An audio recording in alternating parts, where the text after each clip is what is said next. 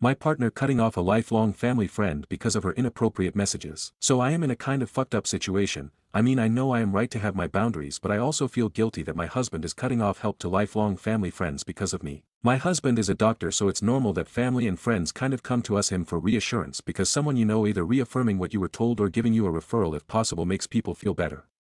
Zero issues there. I love that he is empathetic, and it honestly makes me wicked proud of him that people think that highly of him. So he has a friend who he grew up with, their families pretty much raised them together. They were always friends since we met, but never like super close, plus we live in a different part of the US. I have met her multiple times and she seemed very sweet. She also was married when I originally met her and has 2 kids. Well, her father is very sick with a type of cancer that has a low rate of recovery. We live in the Northeast and they live down south, so our medical care is definitely exponentially better. My husband has been helping consult and just being a good friend to them to make sure he gets the best care possible. This friend has been a bit needy and using him for emotional support. I get it, I'm not jealous because what we have is solid. Plus when he has his medical mindset, that's it. Well, over the weekend he woke up to some very questionable texts from this friend. She pretty much declared her love for him, claimed God brought them together through this and that she always knew they'd end up together. Like what the actual fuck? He told me as soon as he saw them in the morning. He messaged her back saying that what she said was highly inappropriate, she needs to find a therapist and that he no longer can help out. She claimed she was drinking and emotional. She also begged him not to tell me. We don't keep secrets. He blocked her number. I don't know what she told his mom exactly, but she's so angry and apparently it's all my fault. We don't like each other either. I'm not the Christian housewife she envisioned me for her son, I guess. I didn't ask him to cut all ties, he did it out of respect and says that she has doctors and family to lean on. I feel slightly guilty because I hope that this doesn't impact quality of care. Maybe there was a way to cut her out and my husband helps her mom with medical stuff when needed. This whole situation has been making me feel gross. Aita. I don't think I am, but I feel bad. Comments. Commenter 1. NTA. Tell your Mill, coveting your neighbor's husband-wife is unchristian, right? Commenter 2. Not when Mill sees the prospect of a better daughter-in-law. Sounds like she raised a gem of a man anyway, though you'd think she'd have the sense to be proud of it. Commenter 3. NTA. But I bet your MIL has been feeding this woman all kinds of bullshit about you and feeding her ego. Commenter 4. I 100% believe that she is flaming this fire. Commenter 5. Your husband's a solid dude. We must protect him at all costs. Reply. 100% agree. Honesty and clear communication is a huge thing for us. Update. I wanted to just post a quick update on our situation. My husband called his mother to try to set clear boundaries. I am pretty sure she doesn't believe that boundaries apply to her, and set things straight before they escalated more. Well, apparently that crazy train had already left the station. He called her on speaker phone, which he told her, while I was in the room. She lost her mind and demanded they have a private conversation because this was a matter between family. He corrected her, and let her know I am family. She then went on a rant about how I was displaying abusive and controlling behavior. She claimed I was isolating him from his family, like I did before. We went no contact with her once before because of her bad behavior and she blames me and I guess had been holding on to that, like what the fuck. I had to leave the room then because my anxiety was too much. He is the most calm and level-headed person I know and he was starting to raise his voice. About 5 minutes later he came into our bedroom where I was trying to not have an anxiety attack. He told me he let her know how disgusted he was with her behavior and disappointed that she didn't learn her lesson about trying to interfere with our marriage. He also informed her for an indefinite amount of time he will be taking space from her. He also told her not to try to contact me, I have her silenced already. Oh, one fun little fact that came out is that his mom and ex have been seeing a lot of each other. His mom has been helping with the kids while the ex-friend and her mom are dealing with medical stuff for her dad, just to address a couple things. Yes. I realize I have an amazing partner, I love this man so much. I regularly tell him and show him how much I love and appreciate him, so don't worry. The reason I thought I might be somewhat in the wrong is because I have battled cancer in my early 20s.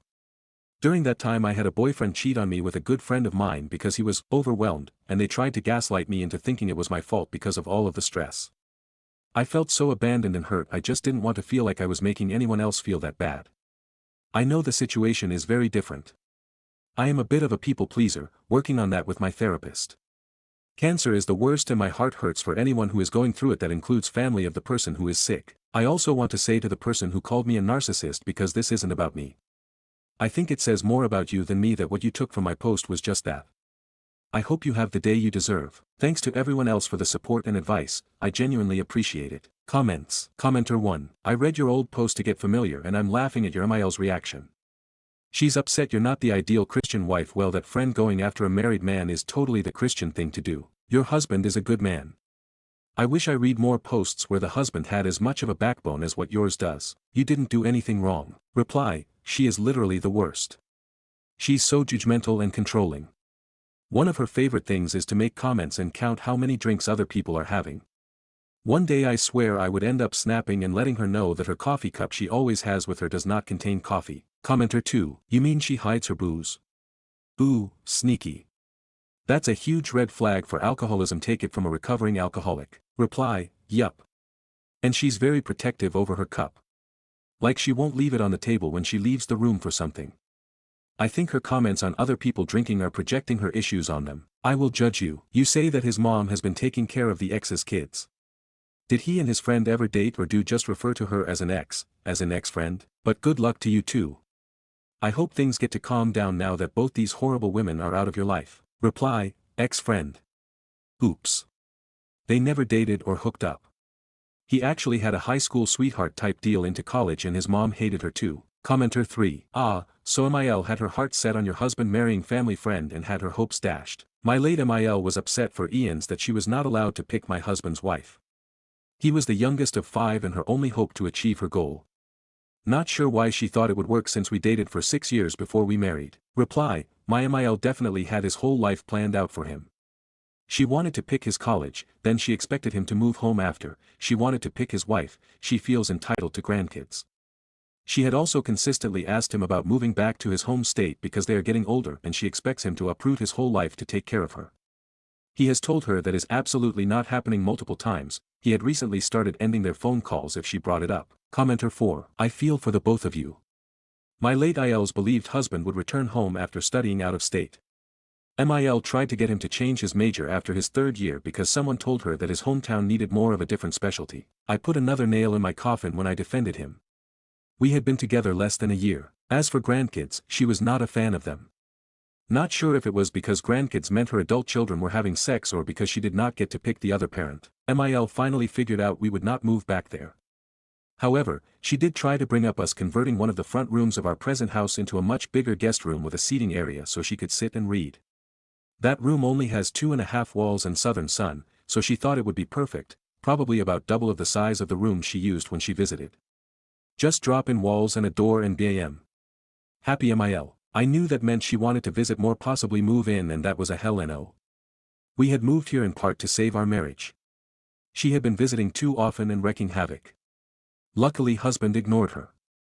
MIL ended up moving out of state to live with her favorite child, who luckily is unmarried. Wishing you lots of luck. You married her only child and she is not going to let go. Commenter 5. Weird question, is he an only child? This pushy behavior of hers would make an iota of sense if she had no other children to glom onto. Reply, yup, only child. She apparently had wanted multiple kids but couldn't have any more. So he was her miracle baby. My MIL did not want to adopt, she did not want to end up with anyone's problem child. So finding out we couldn't have, I couldn't, have bio kids I think was the final nail in my coffin for her. We are happily child-free though. I would have totally been open to adoption if we had wanted kids. Stories number 2. My 25M, girlfriend, 23F, has been weird since having a Seder at my parents'. So, I've been dating my girlfriend, Lily, for a little over a year. It had been going great, and we were getting very serious, even talking about moving in together. So, my parents asked me to invite her over to their house for a Passover Seder last month. For those who don't know Passover, it's basically like a meal combined with a story to celebrate the story of Exodus, the Jews being freed from slavery in Egypt, Moses, etc. I've only had one other serious girlfriend, when I was in college, and she was Jewish. Lily is not Jewish. But honestly, my parents don't care, they didn't really like my ex, and seemed to really like Lily. I grew up very secularly. All that being said, there are a lot of Jewish-specific things happening during a Passover Seder, so I think my parents, especially my dad, felt this need to maybe over-explain things to Lily, and it seemed to make her uncomfortable. I didn't say anything at the time, which I regret, because I did notice that she seemed off, like quieter than usual. But I also thought that she might just be a little quiet because she was meeting my parents and that saying something might draw more attention to it, which she wouldn't want. Not an excuse, just an explanation of my mindset at the time. Anyway, since then, and it's been nearly a month. Lily's been kind of distant. She usually spends most nights at my apartment, but has only been over a couple of times, and hasn't wanted to have sex. I noticed this within a week, and tried to talk to her about it. I apologized for my parents' behavior, and emphasized that I love her and her not being Jewish doesn't matter to me. She just turned kind of blushed bright red and said it was fine. But it's obviously not fine, and she doesn't want to talk about it. Does anyone have any advice on how to broach this again, or what to do or say? I'm really lost, and I don't want to lose my relationship over this. TLDR, my non-Jewish girlfriend came to my family's Seder and my parents over-explained all the Jewish concepts, and now she seems more distant but won't discuss it with me. Relevant comments. Commenter 1, if she won't talk to you about it, there isn't much you can do. You might be completely wrong about why she is upset, but how would you know? She owes you a conversation. If she won't have a conversation about what she is feeling, your relationship isn't going to work. Reply, thanks, I definitely feel that. The thing is, communication had never been a problem for us before. Maybe you're right, and I'm making too many assumptions, though. I could try just like pointing out what I'm noticing her and asking if something is wrong. Commenter 2, there are so many things that could be going on in her head. Might not have anything to do with the over-explaining or the Judaism itself. Although it also depends on what you mean by over-explaining. Are we talking about just explaining things like what the salt water represents, or are we talking stuff most Christians would also know, like who is Moses? It can feel insulting to have things you already know explained to you. It's going to take a conversation of her explaining what's on her mind. So maybe open with her seeming a bit distant or upset lately and see what she says rather than assume it was about the Seder. And if she still says it's fine and nothing's bothering her, you either believe her or she's just bad at communication. Reply, the over-explaining was not things like who Moses was, but it was still kind of overbearing. It felt a bit like they were trying to introduce her to Judaism, which I thought was weird. And my dad just like going on about why we use the Haggadah, etc., when I really just wanted them to get on with it. But everyone's right that it might not have anything to do with the Seder. I'm definitely making assumptions because the change in her behavior came right after the Seder. I'm going to talk with her in a more open-ended way and just try to be honest and give her space to be honest without judgment. I'll update on it if people are interested, and if the sub allows. OOP on when asked if he being Jewish does matter to his GF. Reply, no. I guess I hadn't considered that, because she knew I was Jewish when we first met and it had never been an issue. But maybe you're right, because this is the first Jewish ritual or holiday she's ever participated in. As I said, I was raised very secularly, so it's just never come up. It would make me incredibly sad if that broke us up. I'm not planning to have any kids for at least a few years minimum, but I would be happy to raise them in multiple traditions when I do. Update 1. It's been a weird fucking week, so I apologize if this isn't the most coherent update. After I posted, I really appreciated the advice, noting that I might be making some assumptions about what was upsetting my girlfriend, Lily, so I asked her if we could talk and that I just wanted to be open with each other. She agreed to meet up on Friday after work, when we normally would anyway, for a date. So I made a nice meal for her at my apartment, her favorite thing that I cook, this creamy, lemony pasta dish, and then afterwards I tried to just kind of have this open-ended conversation about what I noticed, e.g. how she's been more distant, and was there something wrong? She was really hesitant, just looking kind of nervous, and then she just kind of blurted out that the Seder made her uncomfortable. Okay, so that's what I thought, right? So I figure, okay, let's talk this through. It turns out that while she knew I was Jewish, she didn't think I was so Jewy until she came to the Seder. I cringed and told her that the word Jewy was inappropriate and she did not like me saying that. There's a part of the Passover Seder where we say, next year in Jerusalem, just like a kind of hopeful attitude in light of the Jewish diaspora, I think. Anyway, she said that she found that part really inappropriate given the current war in Gaza. I told her that those things were not connected. My family has no real connection to Israel and the Seder is a hundreds, maybe thousands, years old tradition that long predates the modern state of Israel. She didn't seem to care about that. So, I finally asked her if she had a problem being in a relationship with me given my Jewishness. She emphatically stated that no, she loves me. But it was a shock and she needs time.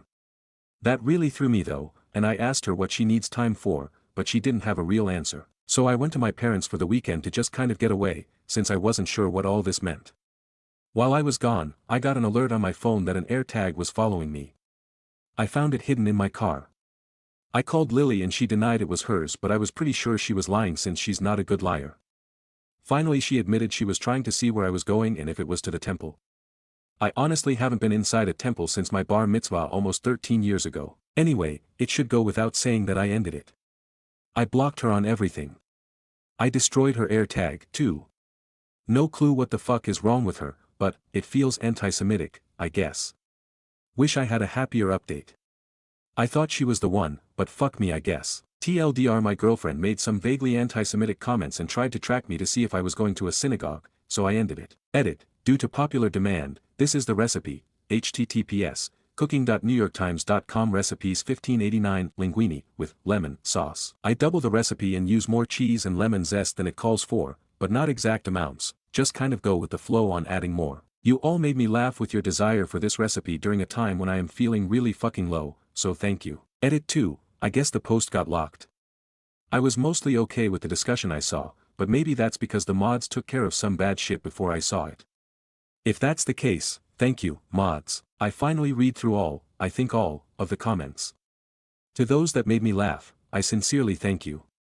I'm very stoned right now eating sour gummies and laugh crying at stupid movies. That's my coping mechanism, and I recognize it's not healthy, especially with my Ashkenazi gastrointestinal issues. Anyway, to those who think this was an issue she had with my being religious, I don't think you understand what Judaism Jewishness is. I'm not religious, I'm actually an atheist. Her issue was with my cultural background. She didn't see my culture because I guess it's not on display all the time. I mean, I think I have a pretty stereotypically Jewish sense of humor, but maybe she didn't put that together. Anyway, the more I think about it the more I realize what other people said here is true. She wanted me to be generically white, and when she realized I was more ethnic than that, she had an issue with it. That's anti-Semitism, full stop. I did end up telling some mutual friends the full story, and one of them told me they actually suspected she might have some conspiracy theories rattling around in her head which, if true, is like, fuck, I don't even know. He thinks she was attempting to track me because of some protocols of the Elders of Zion crap she might believe, like she was hoping I would lead her to the secret meeting. I honestly hope that's not true, and I take it with a massive grain of salt. To those who think this was a made-up post, I fucking wish. I honestly feel like maybe this is a weird dream I'm going to wake up from and my perfect beautiful girlfriend will still be there. But she's not who I thought she was. It's all too real. I'm not going to wade into the political quagmire except to say that my ex-girlfriend's issues with me was about way more than a war thousands of miles away. I don't actually think she and I probably disagree all that much on how we feel about that war. If you can't separate those things and see the anti-Semitism behind her actions and attitudes and language, then you are part of the problem. Hope you all enjoy the lemon pasta. Relevant comments. Commenter, what the actual fuck? Congrats on dodging a bullet. Keep your eyes open for other signs of potential stalking. That air tag would give me a lot of pause. Reply, yeah, I'm being very cautious after that. Still trying to figure out what to tell our mutual friends, too. OOP on correcting people if they use the language offensive to their ethnicity. Reply, she told me it wasn't okay to police her language. I told her that I'm allowed to correct people when they use language offensive to my ethnicity and she just kind of rolled her eyes and blushed and changed the subject to the stuff about next year in Jerusalem. OOP link the lemon pasta recipe. Editor's note, putting the recipe here for all who cannot access to the link from the website above. Recipe for lemon pasta. Ingredients: 2 tablespoons butter, 1 tablespoon freshly grated lemon zest, plus more for serving, 1/2 pound fresh or dried linguine, 4 tablespoons heavy cream, 2 tablespoons freshly squeezed lemon juice, 2 tablespoons freshly grated Parmesan cheese, plus extra cheese to serve on the side. Preparation: bring a pot of salted water to boil, heat the butter in a skillet and add the lemon zest. Drop the linguine into the boiling water. Cook pasta according to package directions. Drain. Add the cream to the butter and lemon zest mixture. Add the pasta and lemon juice and stir until just heated through. Add the Parmesan and toss. Serve with additional Parmesan and lemon zest on the side. Tip: if fresh linguine is purchased in 9-ounce weight, use this in lieu of the 1/2 pound. Update 2. I still get messages on this account to this day.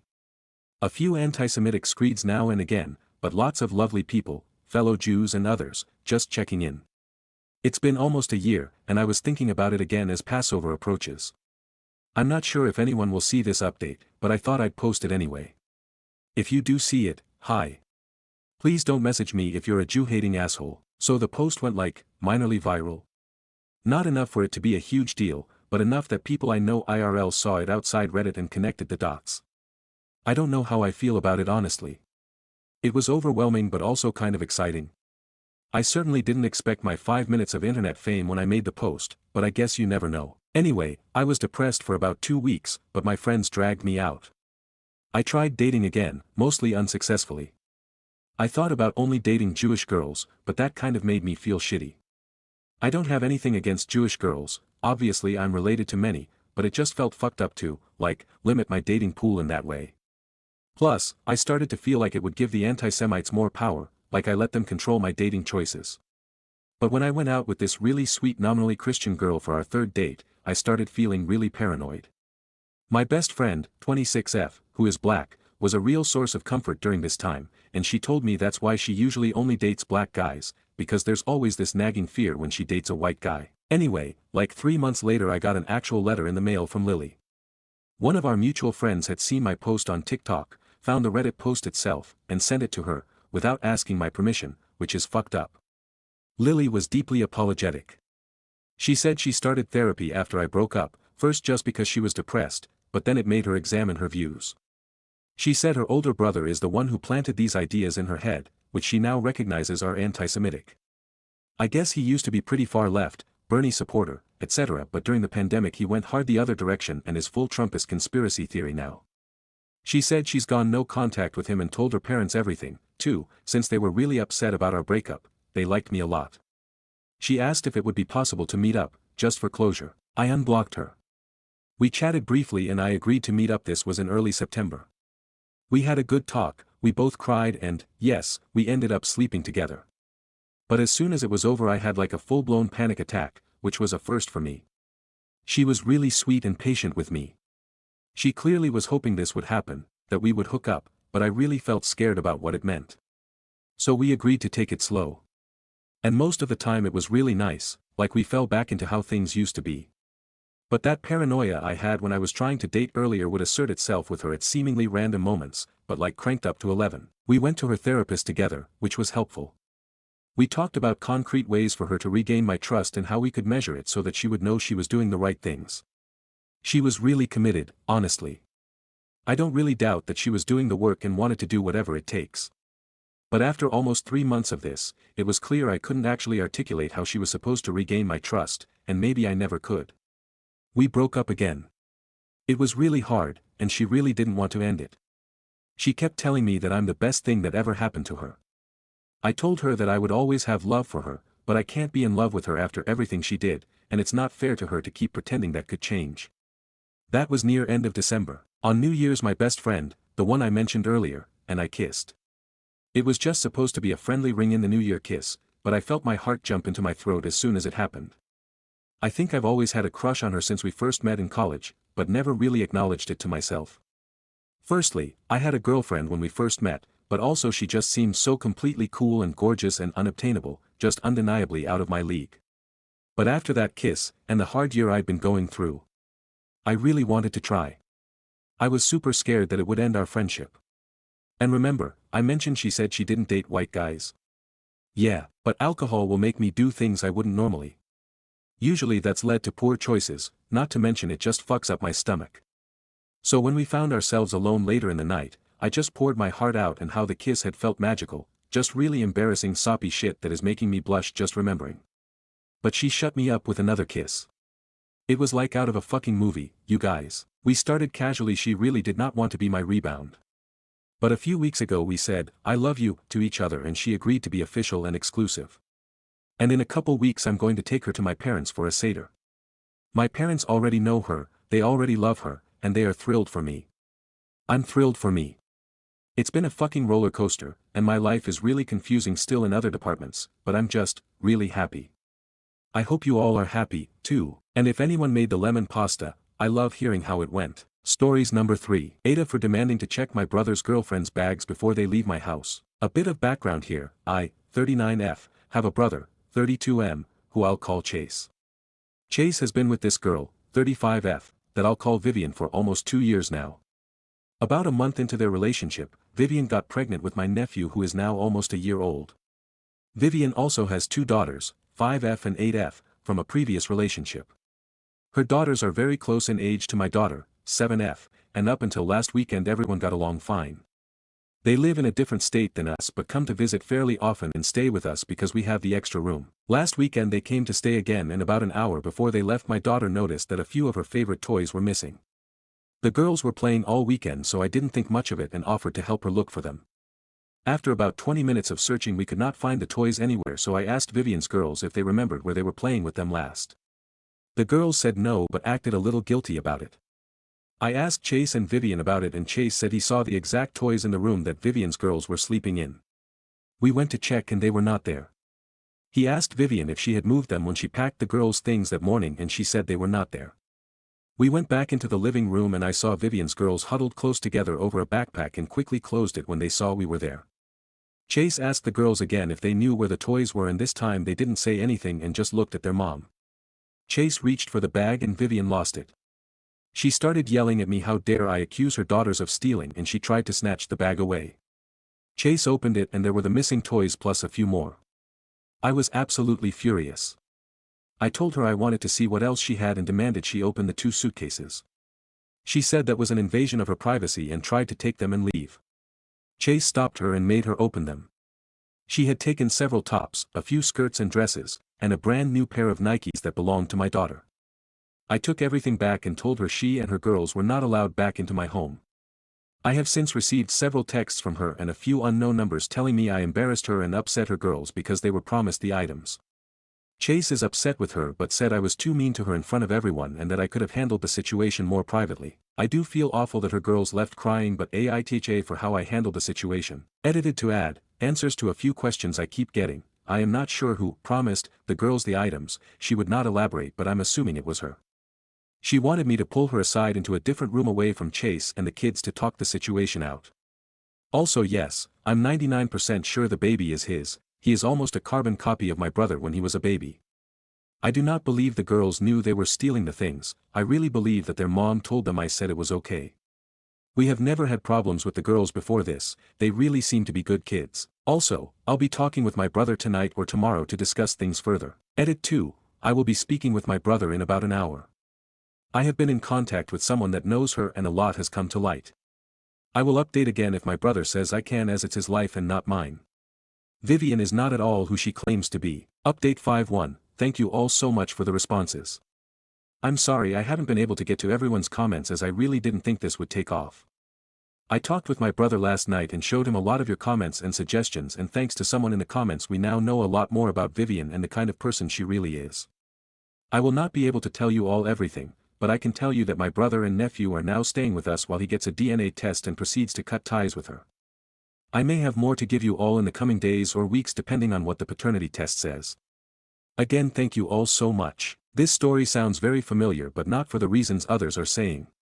Do the initials KAS apply to this post at all? OOP replied with, please message me. Another Redditor replied to this with, look, I don't know if KAS and OP know each other, and damn, do I want to, but if not, I think we need the story of KAS anyway. Replied, it's unfortunately her. First OOP replied to other commenters, but then deleted their account after the exchange above and the edits updates in their first post. Update, well this has certainly blown up, but who am I to deny the people of what they want?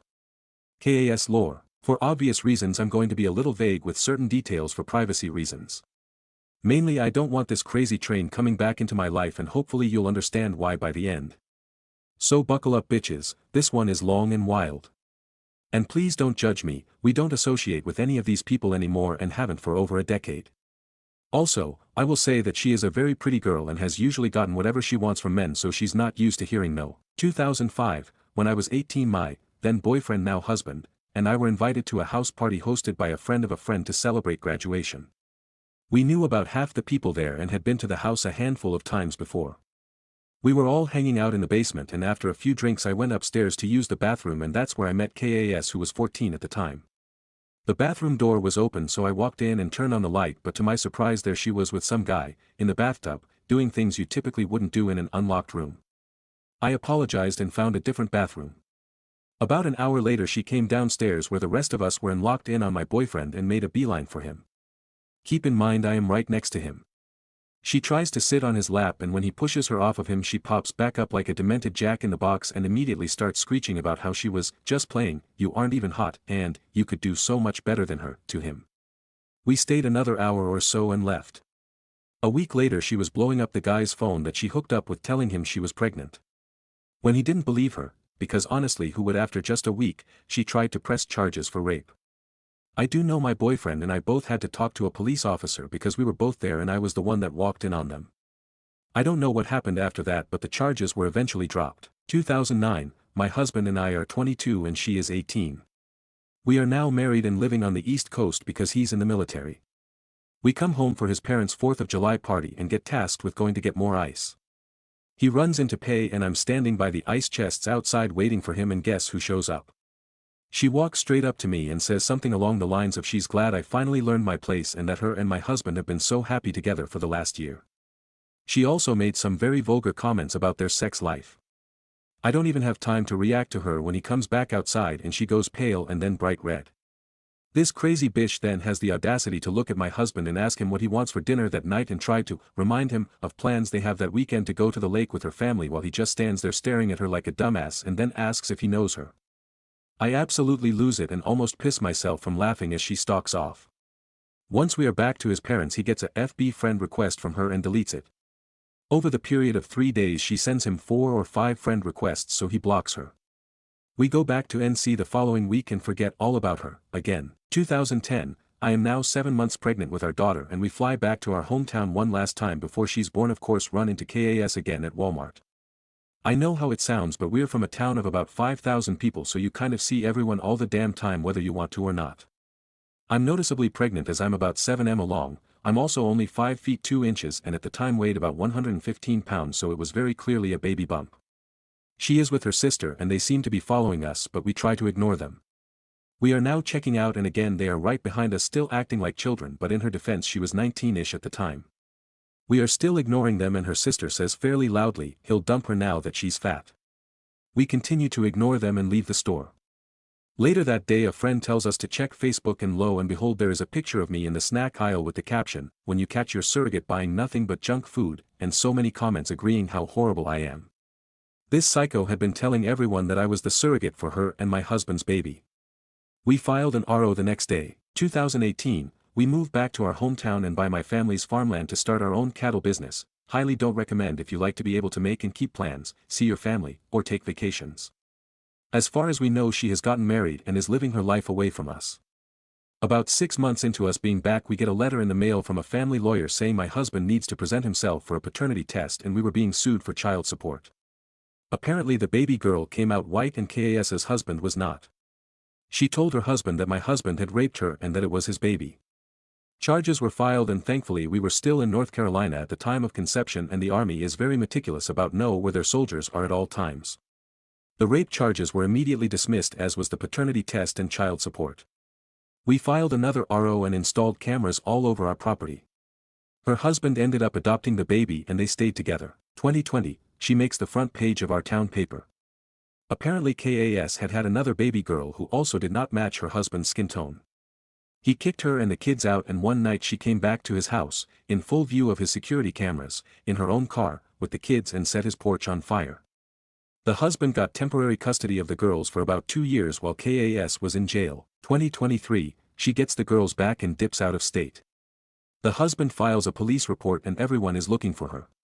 Unfortunately the husband passes in a car accident the same year. 2025, I'm doom scrolling on Reddit and see a story that sounds very familiar, and here we are. Reasons I thought it was her from the other post. Her and the girl's ages. We knew she had a baby boy recently. She has a history of theft and immediately playing the victim when caught. We still have a few mutual on FB, so I do see her posts from time to time, and knew she moved in with the new guy, OP's brother from the other post, about 1.5 years ago. Well, I think that's the meat and potatoes of it.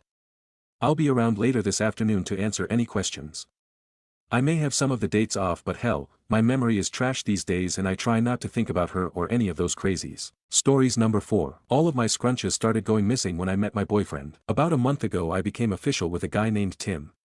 Tim is great, really responsible, honest, has a good career, etc. So far our relationship has been great aside from the fact that since I met him, my scrunches started going missing. It sounds stupid, I know, but I always stash scrunchies throughout my apartment. I use them every day and like them to be easily accessible. I have some in my bathroom, both of my bedrooms, my living room, my car, etc. I probably had 20 plus scrunchies randomly dispersed throughout. I'm down to 6, 3 of which were in my car. At first I thought maybe I just lost 1 or 2, but before long I noticed that entire stashes were missing. It's gotten annoying because any time I go to reach for one, it's just gone. For example, I have a drawer under my sink where I had kept around 5 scrunchies. Sounds crazy, but I tend to take them, tie my hair back, do something else, and take it out in a different room. This assured me I will always have one on hand in the room I usually need them most. I return 5 to this stash on Sundays when I clean if they got moved.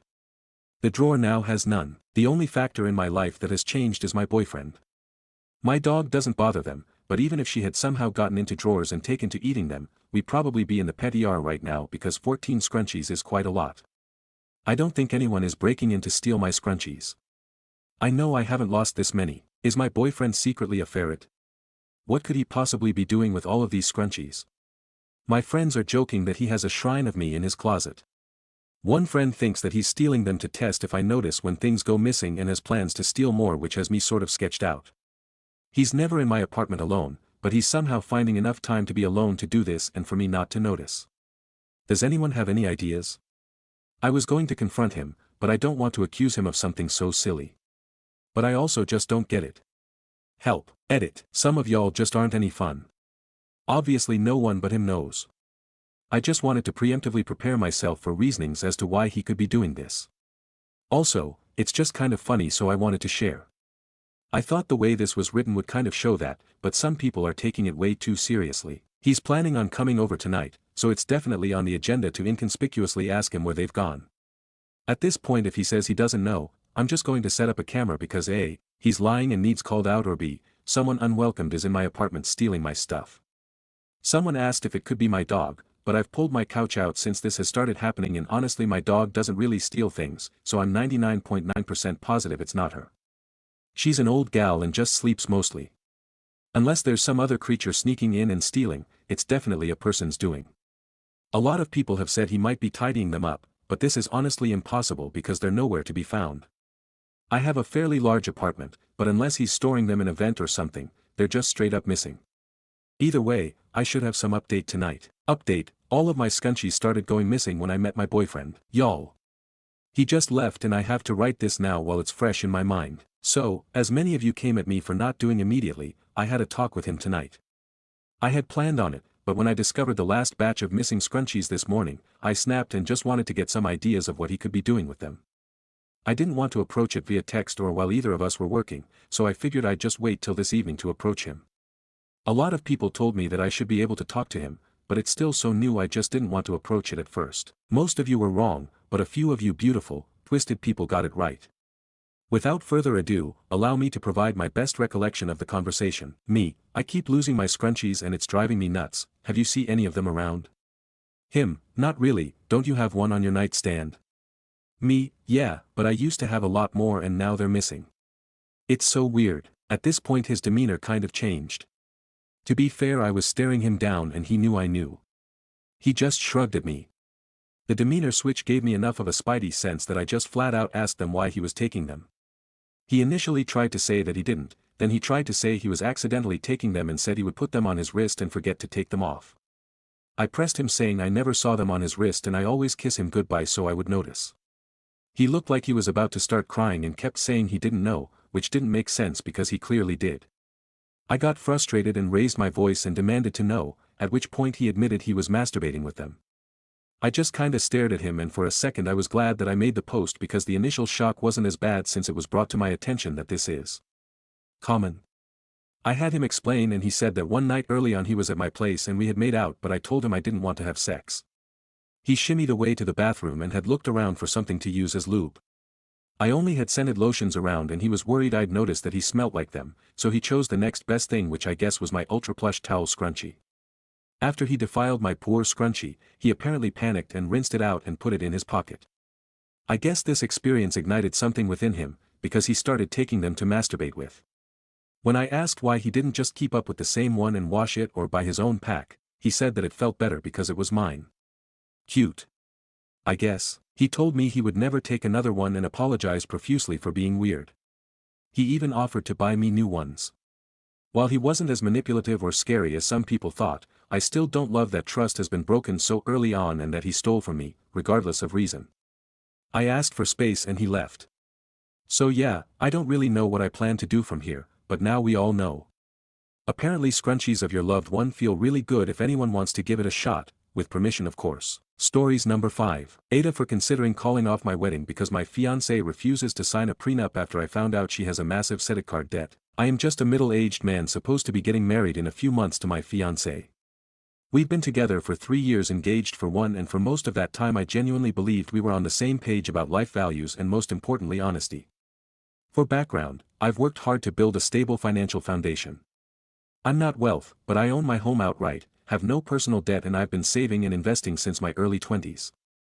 It's been a priority for me, especially since my parents went through a nasty divorce that ruined both of them financially. About a month ago, while we were discussing wedding costs, I brought up a prenup. Not in a cold or controlling way, I just wanted to protect the life I've worked hard to build. I was upfront that I'd still be fair and the agreement wouldn't leave her with nothing. I expected an adult conversation. Instead, she immediately got defensive. She said things like, "So you're already planning for a divorce?" And I thought we trusted each other. I tried to explain it wasn't about trust, it was about transparency and mutual protection. But she shut it down completely. That's when red flags started popping up. She became evasive every time money came up, and I started noticing weird things: credit card offers in the mail, a few missed payments on shared expenses she said she'd cover, and lots of "I'll handle it later" energy. So, I asked directly if she had debt. She admitted it. $92,000 in credit card debt. Not student loans. Not a mortgage. Credit cards. She said it accumulated over the years from unexpected expenses and a few dumb splurges, but she never told me about any of it until I forced the issue. I was stunned. We're about to merge lives. This woman was about to legally become my spouse, and she didn't think I deserved to know she was 6 figures in the red. I told her this made the prenup non-negotiable for me. I need to protect myself not just emotionally, but financially. I told her I was willing to still move forward, but not without something in writing that protects my premarital assets. She lost it. Called me selfish. Said I was turning love into a business deal. Said my house and money should be hers too if we're truly a team. Since then, she's refused to talk about the prenup again, and we're barely speaking. Even her mother called me and accused me of humiliating her daughter and being materialistic. All I want is to not be liable for debt I didn't create, and to make sure the life I built before this relationship is protected. So now I'm seriously reconsidering the whole wedding. Not because she has debt, but because she hid it, then refused to take responsibility, and now is treating me like the bad guy for trying to protect myself. I'm almost certain that she could pay her debts since she is a part partner in her friend's business, but she just refuses to. Aita for thinking about walking away. My final update: so I wasn't planning to come back, but a lot of people messaged me, and honestly, it's been a hell of a few days. Figured I'd give an update. So yeah, the wedding is officially off. After I posted, I tried one more time to talk to my fiancé, well, ex now. I told her I wasn't trying to be cold or controlling, I just needed to protect myself. I also said that if the roles were reversed, I'd completely understand if she wanted to do the same. I told her I could still move forward with the wedding if we signed a fair prenup. One that clearly said her debt is hers and my home savings are mine if things go bad. I also said I'd go to therapy or counseling with her if this felt like a deeper trust issue. She didn't take it well. Said again that the prenup was an insult and I was basically planning for divorce. Then she started crying and said I was humiliating her and that I was destroying everything we had built over money. But that's the thing, it's not just about the money. It's about the fact that she kept a massive amount of debt hidden until she had no choice but to tell me. And even then, she only told me because I pushed for it. That's not partnership, that's avoidance. So I told her I couldn't go through with it. I called off the wedding. It sucked. It still sucks. We told the venue, canceled what we could, and let people know. Her family is furious. Mine has been supportive but trying not to say I told you so. I've lost a lot of money deposit suit, some family flying in from out of state, but honestly, that's nothing compared to what could have happened if I had ignored my gut. She moved out 2 days ago. We've barely spoken. I keep second-guessing myself, even now. I didn't want this. But I also don't want to wake up one day in financial ruin wondering why I ignored every red flag just to avoid hurting someone. Anyway, thanks for everyone who gave advice or just listened. I'm heartbroken, yeah, but I feel like I did the right thing. Doesn't make it easy. Just necessary. Stories number 6. My MOH didn't come to my bachelorette party. Context: I, 24F, met my fiancée, 23M, in college. We've been together for over 6 years. I met my MOH, 24F, in college as well. We went to culinary school, so super niche, and my MOH and I became best friends by bonding over baking, taking classes together. We'll call my MOH Gianna. I've always known that I would marry my fiancée. We were each other's first real relationship and we felt like we were meant for each other from the beginning. Gianna has always been nothing but supportive of us throughout these past few years, and I've always known I wanted her to be my MOH. I have 3 other bridesmaids, 1 being my fiancée's sister, and 2 being close friends that I met through work within the past couple of years. I would have had another bridesmaid, however she got engaged as well and she backed out due to not being able to contribute financially to all the events while paying for her own wedding, which I completely understood. Her and Gianna were roommates in college. We were a trio of friends. My fiancé and I got engaged Valentine's Day of this year in Hawaii. I'll note that both Gianna and my fiancé's sister flew out to surprise me for the engagement. We're getting married next year, and I decided to have my bachelorette party in early September, aka a few weeks ago. I live on the west coast and wanted to go to a cute beach town a couple hours from me. 2 of my bridesmaids live near me, and my MOH and fiancé's sister live on the east coast. The trip we planned was only 2 days, drive in Friday afternoon, leave Sunday afternoon. Gianna is super type A, plans everything down to the minute, always arranges her outfits, the whole 9 yards, overall loves to be in control of a situation. She has been like that since school, so I have been aware of this. I thought it would be a good trait to have as MOH when it came down to planning events. She wanted pretty much the whole Bach trip to be a surprise, however I gave her a general idea of the vibe activities that I want to do. I'm super low-key, don't drink party, and just wanted to have a relaxing time with all my closest friends. Maybe go to the beach, have a nice dinner, go to brunch, etc. I didn't know much about the planning, but one of my bridesmaids was basically a liaison and would discuss plans with me, report back to Gianna, etc. I also planned for my wedding dress shopping to be happening the day before we left for the trip. We arranged for my parents, Gianna, and fiancé's sister to fly across the country to partake. Now time for the tea. It's about a week and a half before the Bach party and I'm talking with my bridesmaids about the trip. The itinerary was revealed to me and I was a bit overwhelmed. We were waking up before sunrise to drive there, we were going on several different hikes, we were spending a lot of time driving around, etc. It was literally planned out to the minute, 6:30 to 6:45 do this, 6:45 to 7:15 do that, etc., and it would have been impossible to try and accomplish everything. Long story short, it wasn't as low-key as I was hoping and my bridesmaids said they could chat with Gianna about cutting out a couple of the activities, mostly the hiking because I'm not outdoorsy. Gianna initially had a neutral response but was acting more distant, saying, whatever you think is best, and stuff like that.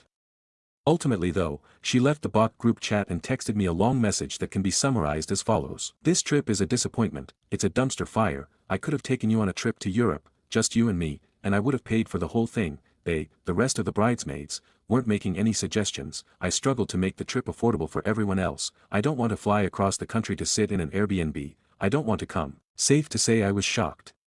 Yes, I understand that I wanted to change the plans a bit, and it was a bit last minute, but we were not changing plans that we had already been paid for or anything like that. I told her I was sorry for making her feel like I didn't appreciate her time and effort, but I did appreciate her, and that ultimately I still wanted her to come because I just wanted to have a fun time hanging out with all of my friends.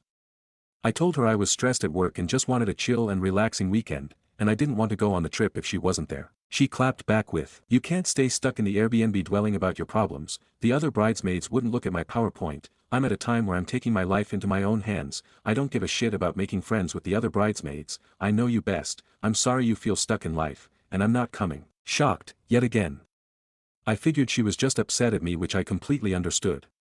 I tried to talk to her on the phone, but she would not pick up any of my calls. I told her it was unfair of her to do that and that we needed to talk. She proceeded to text, "I don't give a flying fuck about your friends, I'm not threatened by them. This trip isn't special enough and no one wanted to put in the effort. If you're struggling so much financially, then you can reconsider your living situation." She then proceeded to bring up her emotionally abusive ex from over a year ago and how apparently I didn't support her enough. She also brought up that she has lost trust in me because I tell my fiancé everything. She then emphasized again that she doesn't want to come. I said fine, I can't change her mind, but I needed some time to think. I go on the Bach trip without her and have a great time with the rest of my bridesmaids. Flash forward a couple weeks and I decide to reach out to her to try and make amends. I ask if we could talk on the phone and she says yes, but for the record we're fine and I'm fine. I tell her that I have a few things I need to get off my chest, that I was hurt by a couple of the things she said during our conversation a couple weeks ago. She says, okay, so that's not how this is gonna work. You're only bringing this up to make me feel bad about my decision. I meant the things I said and I won't apologize. You wouldn't be bringing this up if you really wanted to make amends. I told her I just wanted her to apologize for how she was making me feel. If it truly wasn't intentional, wouldn't that be the least I could ask for? If she really cares about me and loves me, wouldn't she feel bad that I feel hurt? I asked her why she brought up her ex at a time like this, when I thought it was long over and she had worked through it. She comes in hot with this one. Reality check. I knew she was gonna pop off from here. Your life is your creation. You chose to move across the country, you chose to follow your fiancé, you chose this new job, you begged to get married. This should be the happiest time of your life. You've gotten everything you've ever wanted but you're hating every second of it. You should wake up every day and be grateful for what you have.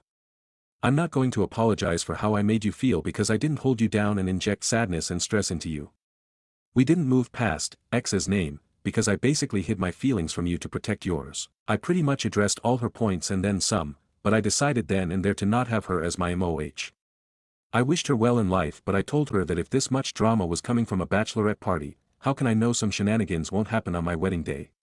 My friends were telling me that it seems like she's not in a good place mentally or else she wouldn't be bringing up her ex. She also couldn't stop talking about how she didn't care to be friends with the rest of my bridesmaids and that she wasn't threatened by them, which I thought was odd.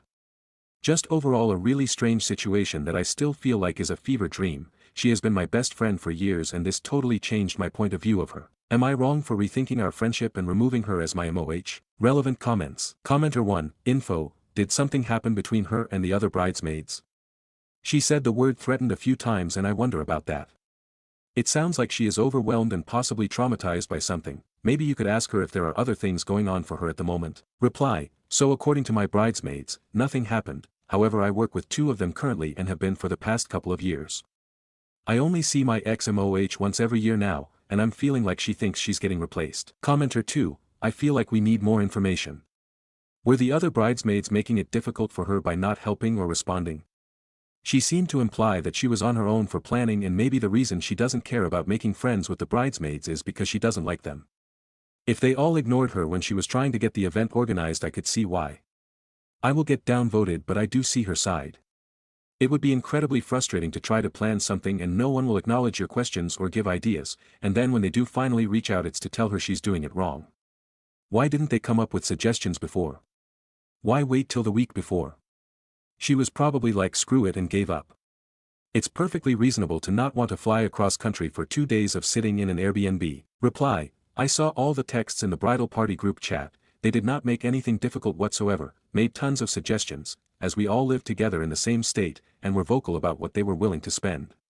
At the time, Gianna said it was fine, but then she comes to me and complains that they weren't willing to spend money on anything. If anything, they made better suggestions for activities. For example, I don't party drink, and Gianna wanted to do a night of bar crawling, which they said I wouldn't like.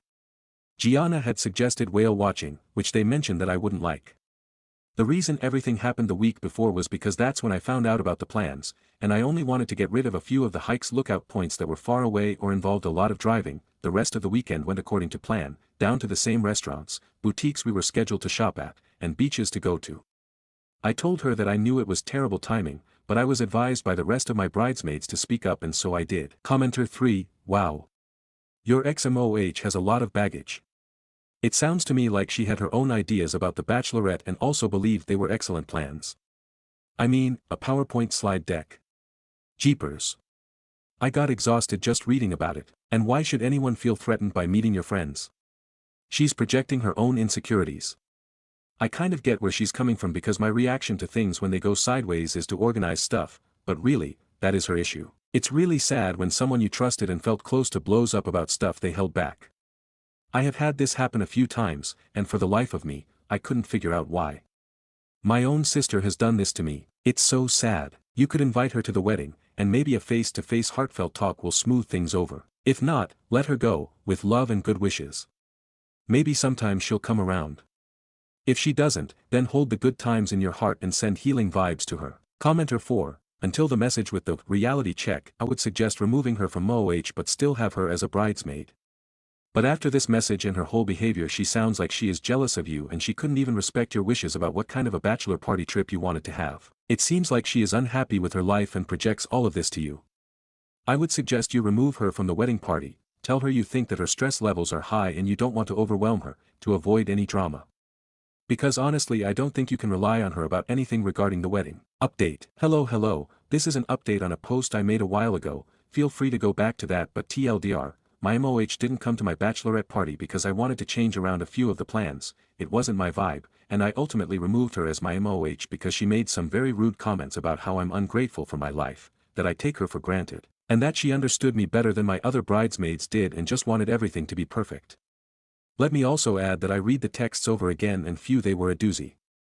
I am far removed from the situation now, but she truly made my Bach trip all about her, saying that she bent over backwards and how none of the other bridesmaids could afford anything and that I deserved better. Okay, so I recently got married and it was absolutely beautiful. All of my closest family and friends were there to celebrate and it couldn't have been more perfect. My mom took a ton of photos and posted them on Facebook. My old college roommate reached out to me for details on where Gianna, ex-MOH, was since she wasn't in the photos, but here's some backstory. My old college roommate, we'll call her Daisy, and I were in a friend group with Gianna and a couple other people. We were close, but we had all moved away after college and went our separate ways. Daisy ended up getting engaged around 2 years ago, and Gianna was one of her bridesmaids. There was a whole situation, and according to what Gianna had told me, she said that Daisy was forcing the bridal party to pay for a huge bridal shower at a winery and she didn't feel comfortable doing that. Daisy's MOH had kicked Gianna out of the group chat, and Gianna and Daisy never spoke again. At the time, I believed Gianna, resulting in me rarely speaking with Daisy, but we still wished each other happy birthday, etc. Flash forward to a week ago, Daisy texts me and asks why Gianna wasn't in any of my mom's photos on FB, she knew she was my MOH, and I told her the whole story. When I tell you my flabbers were gasted when she told me that Gianna had done the exact same thing to her. Gianna, only being a bridesmaid, had suggested they do an all-inclusive trip to Mexico for the Bach party, and a lot of the bridal party were not comfortable paying for that, which people were openly vocal about. Gianna removed herself from the group chat and bridal party, saying that Daisy didn't deserve her and that she just wanted everything to be perfect, and that Daisy's MOH was bullying her. I told Daisy that I was so sorry that happened to her, and that as a result of their friendship breaking up, my friendship with her broke up as well. She was super understanding and we bonded over the whole thing. But I feel so vindicated now and just had to share because this blew my mind. Have a lovely day. Relevant comments. Commenter 1, is Gianna a lesbian? This is giving jealousy love vibes. Reply, definitely not, but she has a terrible dating track record. The worst was when she dated a 40-year-old man with kids when she was 19, her most recent ex, who is our age, was emotionally abusive to her, told her she needed therapy, etc. She was actually very close to marrying him but I had to practically beg her to break up with him. She made a lot of terrible choices but I was always there to support her. Commenter 2, was her ex really abusive? Like, did you watch it firsthand? Cause if Gianna told you that without any proof, you might want to doubt if that was the truth. But if you saw it then Gianna does need some therapy, that attitude is not normal nor healthy, she would end alone quickly. Reply, for sure. I never met him in person, but she sent me screenshots. And he's even made strange comments when her and I would be on FaceTime. He told me once that I was more of his type, and she just laughed it off. Commenter 3, wow, Gianna is a piece of work. Glad your wedding was lovely smiling face with smiling eyes. Commenter 4, sounds like Gianna has some deep-seated abandonment and control issues. What a self-sabotaging weirdo. Stories number 7, I'm giving full custody to my husband. I'm done. My husband won't stop cheating on me. Recently I found out the cheating went all the way back to when he got me pregnant and he stopped cheating for a while and then he recently started having online affairs. And now he's paying for Women's Of. He forgot my birthday last week and I saw that instead he was tipping Women's Of instead of buying me a gift or anything. We have a 3-year-old that I didn't really want in the first place but I got pressured by my husband and my family to have kids because it's my job as a woman to be a baby maker and a housemaid. It's insane that men want children so bad but they hardly contribute other than another paycheck. They do fucking nothing yet want a huge family. How can you beg for a child so much and hardly changed a single diaper since birth? Hardly contribute to the household at all. Never pick up an extra baby shift. Only ever help out and babysit when yelled at and nagged at a million times. Come straight home from work to have a beer and relax, but when I come home from work I want to relax too, but I can't because I am expected to be the default parent, personal chef, and housekeeper. All they want to do is have sex and do nothing all day while a woman does everything for them. I'm not asking for advice, I don't want it. I've been seeing a lawyer and I'm only taking their advice on the next steps. I'm not changing my mind. No one here is certainly changing my mind. I've always felt this way, it's not out of the blue. I'm letting everyone here know not to waste their time because I'm not reading any comments with unsolicited advice, I'm just gonna stop reading the comment. I just need a safe place to vent and that's all. I know the process is going to be a roller coaster, but I've been feeling like this since day one. It's not a decision I've made easily overnight. This is the hardest thing I've ever had to do and I've been through a lot in my life. Please don't spam the comments with PPD, I don't have that anymore, I just simply don't want to be a mom and unfortunately, we find that out after we have kids sometimes. I don't hate my child, I just don't love him enough to stay in a miserable marriage and a miserable life with a child for the rest of my life. My life changed for the worst after having a child. I want my life back. I don't care if I even have to pay child support, I make significantly less and my husband is a high-income earner, so my attorney will work with me to get that waived. My husband is very prideful and he wouldn't accept money from me anyways and wouldn't push child support on me. I hate being a mom. I hate being a wife. I hate this life that everyone pressured me into thinking I would find joyful. I hate spending time with children. I'm tired of the screaming and tantrums. I hate participating in children and mom events. I hate being around other moms and kids. I enjoy nothing about being a mother. I feel like I wasted 3.5 years of my life on being a mother. The only sense of relief I get is when I drop him off to daycare. I get a feeling of sadness when I have to pick him up from daycare. I know it's not fair to my child who is only one innocent in all of this. I was pressured by society, my husband, and my own family to have this baby and how I will love this life after I have this baby and just to do it and give it time. They said it would be different when you have your own child. It just didn't work out that way. Oh, I wish it did. It feels awful feeling like this. And yes, I'm already in therapy, I've been in therapy for 7 years, and yes, I'm also in therapy for my issues on motherhood and marriage counseling. Our marriage counseling has been trying to make our marriage work, but it's not working and I'm leaving both of them. I'm waiving my parental rights and giving full custody to my husband. I know once he has to do everything by himself he will do a better job raising him than I would. My husband raised his younger brother practically himself at one point. He's just been pampered all his life by his mother, so he thinks it's okay and just normal for a woman to be raising kids, working full-time, and taking care of the house inside and out. Women are just useful for raising kids, sex, cooking, and cleaning. I don't care what anyone says. Men do this exact thing all the time and no one bats an eye since it's normalized, and you just hardly will ever see the same situation reversed in genders. I don't want advice once again, just a safe place to get this off my chest and vent anonymously since no one in real life knows my plans yet. I'm trying to keep things low-key as I just started seeing an attorney. Stories number 8. Me, 29F, with my live-in boyfriend, 29M, of 9 months, I don't know if I can handle his insane, to me, workaholic lifestyle. My boyfriend Jake and I have been together for 9 months, living together for 6 of them.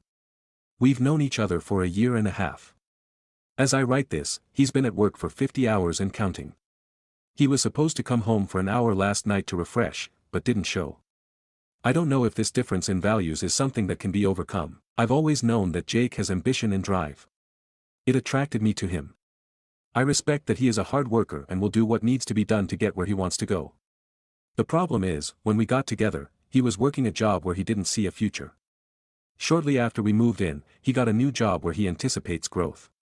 Everything changed. His job uses him. He works shift work, and he's constantly put into situations where he's set up to fail. They have an event coming up, which has resulted in him working something like 25 days in a row, voluntarily, including this current 50-hour stretch. If you have to work, no overtime pay, for over 50 hours straight to be successful, you shouldn't be in that job. That's my very strong opinion. When we started dating, our sex life was great. Then it crashed and burned to nothing. When I've expressed this, he's accused me of thinking sex is everything or thinking that everything is always going to be perfect. We've had sex once or twice in the last 3 months. He tells me it's because I don't initiate, which I'm working on, but how do you initiate when your partner is always exhausted, or at work, or feeling sick because he's at work so much that all he eats is shit? We don't sleep in the same bed. He sleeps on the couch every single night because he wakes up early and goes to bed late, if he's at home. I've asked him to share a bed with me. That's happened once in the last 2 months. Anytime I bring anything up, he gets so defensive. So defensive. I don't know how to get around that. I get made to feel guilty for not supporting him. And you know what? No, I don't support him anymore. I think he's making terrible decisions for himself and for us. I tried to support him for a long time and wound up giving all of myself and feeling unvalued and unwanted. While I was supporting him, when I brought up my concerns, in a nice way, honestly, it all got turned around on me. When he wasn't a workaholic, we were fantastic. We still have our moments. I thought he was the one, everything was different with him. He warned me that when he started his new job he would work a lot of hours, but I didn't anticipate this. I feel like my own boyfriend doesn't want me. Sex is huge to me. I've been in a sexless relationship before and I don't want that. I feel like he devalues it so that he doesn't have to try, or feel guilty. My biggest concern is that every time he finishes one mountain at work, something else is thrown at him. Will this ever change? Even when he gets promoted, I'm sure it'll happen, his work will be similar. I love him. I love him as a person. I hate the decisions he's making and the lifestyle he's choosing for himself, and for us. I get working hard, I do. I don't know if I can handle this. Has anyone been in a situation like this before? Do you have any suggestions on how to handle this? My coping right now is basically to not give a shit about what he's doing or what he's up to, but then I start crying that that's what my relationship has become. I think it's ridiculous that he's been at work for over 2 days, but at the same time, I don't care. Has anyone been through anything like this before? TLDR, my boyfriend works insane hours. I hate it, he knows I hate it, and it's negatively impacting our relationship, to the point of zero sex. Is it worth waiting out the current fiasco at work, or are our values too different to overcome? Relevant comments. Commenter 1. You've been dating this guy 9 months. 3 of them, before you lived together, were great. The rest of the time, 2/3 of the time you've been dating and all of the time you've lived together. You've been unhappy and unsatisfied, and, based on your description, he is uninterested, unwilling or outright hostile about your attempts to communicate with him about your dissatisfaction. The purpose of dating is to find out if you're right for each other. You've spent more time with him unhappy than happy, and the longer you stay together the unhappier you become. News flash, you have found out he's not the right guy for you. Don't bother with counseling, he's showing you every day how he is. Don't try to change him. Just end it and find someone you are actually compatible with. This relationship has taught you that you're not compatible with a workaholic. This is great. Now you know that about yourself. Carry on. Reply. Good way of describing it. That's what I'm concerned about. I guess I'm just having a tough time internally separating the version of him when he's well rested and spends time with friends, and the version of him who's overworked and exhausted, and saying that who he really is the overworked and exhausted guy. It's like when he's satisfied in his life outside of work, he's unsatisfied at work, and vice versa. And maybe I'm seeing where his priorities lie. Commenter 2. Maybe you'd be better off as friends. Then you could enjoy his company when he's well rested and unstressed, like his other friends do. If you've been together 10 years and this behavior was new in the last 6 months with a new job, I could see investing time in counseling etc. But this is a new relationship and he's acted this way most of your relationship. I don't see the benefit in investing work here. Dating is like taking a relationship for a test drive. If this were a car you were test driving, would you buy it? You liked it in the parking lot, but it turns out you don't like the way it handles on the road. Do you look under the hood and tinker with the engine? No, you thank the dealership for the opportunity to try it out, give back the keys and walk away. No hard feelings, you tried it out and you're just not right for each other. Walk away. Commenter 3. You guys do not seem like you're sexually or emotionally compatible anymore. Have you tried to communicate all you've told us to him? I would consider getting couples counseling together. Edit. Also, 50 hours, no sleep. When he does sleep, it's on the couch. Lack of sex. I had to plant the seed, but are you positive he is working? Reply. I've communicated on several occasions. He strongly dislikes these talks. And it usually winds up being turned back on me, e.g., sex isn't everything, or, the one person who's supposed to support me, doesn't. I even got the, you think sex is more important than the relationship. I've tried approaching nicely, and I've had my moments where it's just hit me at once and I burst. I understand that he's tired all the time and having a nagging girlfriend doesn't help. Once he blew up at me because I asked him to rinse some dishes. But that means there is never an appropriate time, to him, to have these conversations. He did initiate sex on Valentine's Day, though. And then used that later as a reason why I can't say I'm unsatisfied with our sex life. Edited, yes, I'm positive. I get Snapchats and pictures from work sometimes during these stretches. I honestly don't know how he's alive right now. Commenter 4. Yikes, girl. You know how people say relationships rely on communication? That's actually true. Otherwise, you have a problem, and it's just your problem. If he won't listen or care about your feelings, then you have to live with things just the way they are, because there's no other recourse. Reply. There have been times where he's shown he listens. He just doesn't in the moment, when I'm trying to talk. Some actions afterwards will show he's heard and is trying, like washing some dishes or complimenting me a bit more and honking my boobs, ha. I appreciate the effort to show he notices me, but this is also the only relationship I've been in where we'll have an argument, he'll leave the room in the middle, and he went 3 days without attempting any communication. I sent a few texts and left some notes, but didn't go overboard because he's been upset before if we have a fight and I send a text like everything's good, but he doesn't like fighting over text either. And we went 3 days without seeing each other because of his work. Ugh. When I write it out it seems like such a mess. He's a good guy, he really is. But this is very unhealthy, isn't it? When asked if the BF is a shift worker working overtime, he is salaried. He's not being made to work those hours. He is because he wants to ensure everything is done, and done properly. He does run a risk of disciplinary action if his area of responsibility isn't up to standard. Update. TLDR of original, BF works a lot. I didn't know if I could handle it. We broke up. One night at 7 o'clock he woke up after another incredibly long shift, and I was crying. I said that I thought we may be incompatible with our lifestyles and priorities. That I wanted to make it work, if we could find a way, but we seemed so different. After going out for a smoke, he came back and started looking up rental apartments on his computer. Right in front of me. Without saying a word, I called him out on it. Asked him what kind of person did that without even saying a word to their girlfriend. He told me I'd already made the decision that we didn't work, that our lifestyles were too different. I told him that no, I said I wanted to make it work. I asked if he had any solutions, he said nothing. I asked if I was going to always be the only person to come up with solutions, because that puts a lot of pressure on me. He said, no, I get it, you feel like I don't exist, you're making me feel like shit, I get it. I kept emphasizing that I wanted to find a way to make it work. He asked me what I would do if things got worse. He asked, what would you do, cry every day and yell at me? That's when I told him I was done. I was done being the bad guy for having feelings. I was done being the only person trying. I was done being blamed for everything, from lack of sex, my fault for being so terrible with how I initiate, to me beating him home on my birthday. Apparently I left work early so he couldn't have my present ready. Even though I didn't and I wasn't remotely upset about it, and we're done. He's moved out. I'm devastated but also relieved. I'm not always wondering when my boyfriend is going to be home, and how I can make our time count. I'm not always wondering if we're going to work out, because I know we won't. Despite crying a lot at work today, I feel lighter, I feel more optimistic.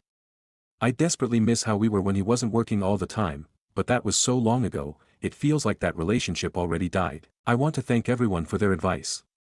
We just weren't compatible, and you were right, it wasn't just the work life that was doing it. It was the inability to communicate. I deserve better than being accused of making him feel like shit any time I express an emotion other than joy about being with him. I'm proud of myself. TLDR, we broke up. It's for the best. Work will always be his one true love, that supports him when his girlfriend doesn't. Stories number 9. Aita for telling my MIL to stop calling herself mom to my baby. I was so happy when I gave birth to my daughter 4 months ago. She's my first child and honestly it's been a roller coaster ride for me. My husband has been great but the problem started with his mom. From day one my MIL has been very involved. She visited the hospital the day after I gave birth and was constantly hovering offering advice I didn't ask for. I chalked it up to excitement. But then things started getting weird. She began referring to herself as mommy when holding my daughter. At first I thought I misheard. But she kept doing it. When I gently corrected her she laughed it off like I was being silly. I told my husband it made me uncomfortable and he agreed it was odd but didn't want to confront her because according to him, that's just how she is. So I did. The next time she said it, I calmly said to her that, please don't call yourself mom around my daughter. It's confusing, and frankly, it's not your role. She looked shocked then told me I was overreacting and that babies don't understand titles at this age. I stood firm and said, maybe not now, but she will soon. And I'm her mom. You're her grandma. That should be a special title too. She got upset and left early. Later that day, I got a long text about how I embarrassed her, how she was just expressing love and how I'm being territorial and insecure. Now some of my in-laws are saying I hurt her feelings and should apologize because it's not like she's trying to replace me. I don't think I'm being insecure, I just want clear. My baby will only have one mom, so.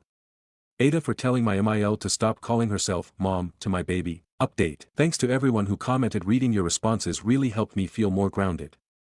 I wanted to give an update because things definitely escalated, but in some unexpected ways. So, after the confrontation and her dramatic exit, my MIL went full hurt grandma mode. She told extended family I banned her from seeing the baby, which I didn't, and that I accused her of trying to kidnap her granddaughter. The group texts got wild. A few flying monkeys started chiming in about how I need help and how babies don't care what you call yourself anyway. I didn't respond to any of it. My husband finally stepped up and called her directly. He told her she needed to respect boundaries or there would be consequences. She cried, again, said she was just trying to love the baby the way she knew how and that I was turning him against her. She posted a photo of her holding our daughter on Facebook with the caption, "Mommy's girl." Publicly. Tagging family. That was my breaking point. I immediately texted her and said, "Until you can respect the fact that I am her mother not you, we are going to take a break from visits." My husband backed me up 100%. We've since limited contact to just polite texts and occasional check-ins and no in-person visits for now. She hasn't apologized. So far, life has been a lot more peaceful. I've gotten some icy texts from a couple family members, but more surprisingly a few others reached out privately to say they had similar issues with her and respected how I handled it. Thank you for your support. Stories number 10. I'm in love with my friends with benefits. Like the title says, I, 20F, have fallen in love with my FWB, 36M. Honestly, it's probably more of a casual relationship at this point, but we try not to talk about it. When we first started seeing each other we said it was friends with benefits, but I think that was just to make us feel a bit better about what we were doing. Obviously there is a bit of an age gap, that was why we were both hesitant starting something in the first place. I don't make a habit of dating people who are even more than 3 years older than me, so 16 years was quite a jump. He also has never dated anyone more than 5 years younger than him. We have been dating for about 4 months. The first couple weeks it was mainly physical and we only really knew surface level stuff about each other.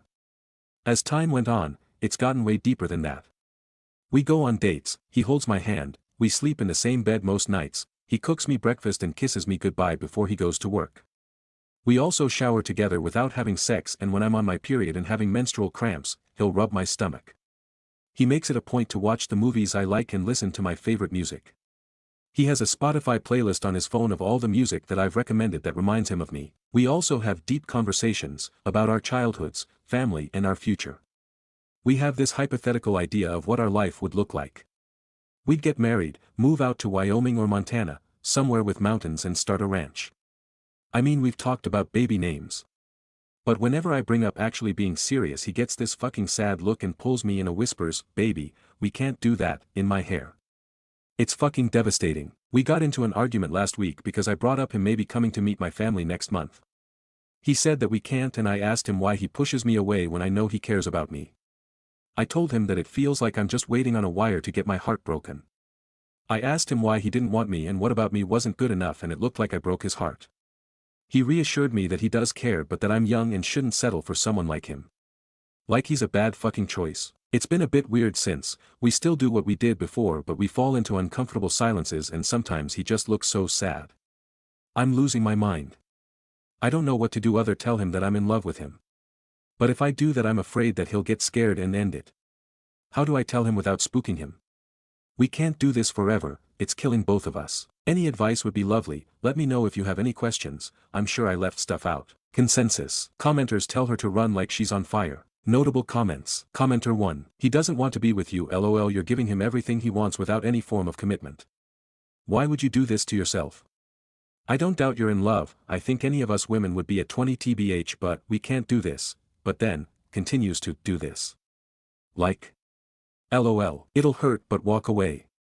He doesn't want you the way you want him, despite the incredibly creepy age difference here, he has shown and told you this but you keep giving him everything he wants. Commenter 2. Take it from a girl who has tried a million times to play the long con, it'll never work, even if he seems into you for more than just sex. If he's pushing against it he always will, and eventually it'll become too much and you will always be the one hurt in the end because you are the one with invested feelings. Tell him if he can't commit further you need to walk away for your emotional sake. Guaranteed he will not change his mind or chase you, he will watch you go Nick be 16. Seriously? Red flags everywhere. Age gap, him refusing commitment, the whole can't do this routine, classic manipulator tactics. Run, don't walk.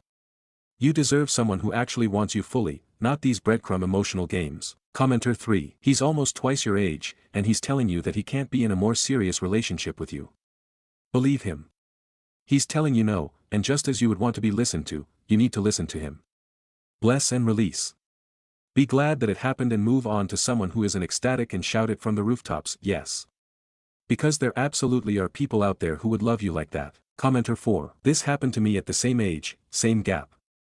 Almost exactly aligned with what you shared. I stayed for 2 years, until he moved on and left me, thankfully. I am 28 now, and I am healed. However, that experience significantly impacted my ability to feel secure in relationships, to this day. I'll spare you the details, since when I was in your shoes, I probably wouldn't have listened. But he is manipulating you. He is trying to make you believe he needs to be saved, but I encourage you to save yourself. Reading your post felt like I was reading my 21-year-old self's words. I often wish I could go back and tell her what I know now. This comment kind of feels like I got that chance, in a way. You will be okay. Update. Hello, I posted a couple days ago with an issue regarding my friends with benefits. The post is on my profile, but basically I, 20F, fell in love with my friends with benefits, 36M, and was not sure how to tell him. I wasn't sure if I was going to update, but I felt like I wanted to clear some things up and update on how the conversation with him went. First, a lot of comments were saying that he was manipulating me because of the age gap. I do understand with the limited context I gave, why people would come to that conclusion. However, I truly do not believe that that's what's happening. Secondly, a few comments said I was the one pushing boundaries that we had agreed upon. Which, I was, but he had on multiple occasions as well. I probably should have mentioned this in the main post, but he introduced me to his friends and said I was his partner, so I didn't think meeting my family was that far off. Especially since we only call it friends with benefits when we are joking, it's much more of a casual relationship. Okay, on to the update. Turns out I did not have to be the one to initiate the conversation. I arrived at his house yesterday and he was working on dinner. Since he didn't need help, I just sat at the counter and kept him company with some chit-chat about my day and then asked him about his. He said, my brother called today, he might come up and visit for a week. For context, his brother, 46M, lives a good 18 hours away, and is his only living family in the States as their parents died when they were 19 and 29. They mean the world to each other. I kind of thought he was letting me know that I would have to be scared for a week, but then he jumped back in with kinda maybe told him about you. I raised my eyebrows at him and he let out a sigh and sat down next to me. He said that he's been in his head lately about what people would think, especially my family. He said that when his parents died, he was not in a good place with them because they disapproved of him joining the army. He's always felt really guilty about that. He knows how much my family means to me and he didn't want to cause turmoil with them like he had experienced. He also said that he's also been battling in his head about whether it was fair to continue a relationship with our age gap. He said that while he has developed some pretty strong feelings for me, he didn't want to hold me back from anything. I replied back asking what he'd hold me back from. I said that my parents had only ever been with each other and they married at 21. Neither of them felt like they had missed out on anything. Obviously, different situations, but my point stands. I also pointed out that I had relationships before him, it's not like I had only ever been with him. I then told him that I am capable of making my own decisions and do not need him to shield me from things just because I'm young. He nodded and said that was fair and apologized for not just talking to me about it and letting it fester. I asked him after we sat with that for a couple seconds if him telling his brother about me meant that he was ready to give the serious relationship thing a go. He said that if I'm up for it, he'd like to try. I said yes, smiley face. He also said that his brother, while surprised, reacted better than he thought and is looking forward to meeting me. He also said that he wants to meet my family next month with me. He's definitely nervous about it, the look on his face when he said it made me laugh. I am going up this weekend, just me, to have dinner with my parents and I intend to tell them about him so they have to time adjust to the idea before meeting him. I don't think that talk will go over well at first, but I do think that they will get over it. They trust my judgment. So I guess I have an official boyfriend now, excited to see where this goes.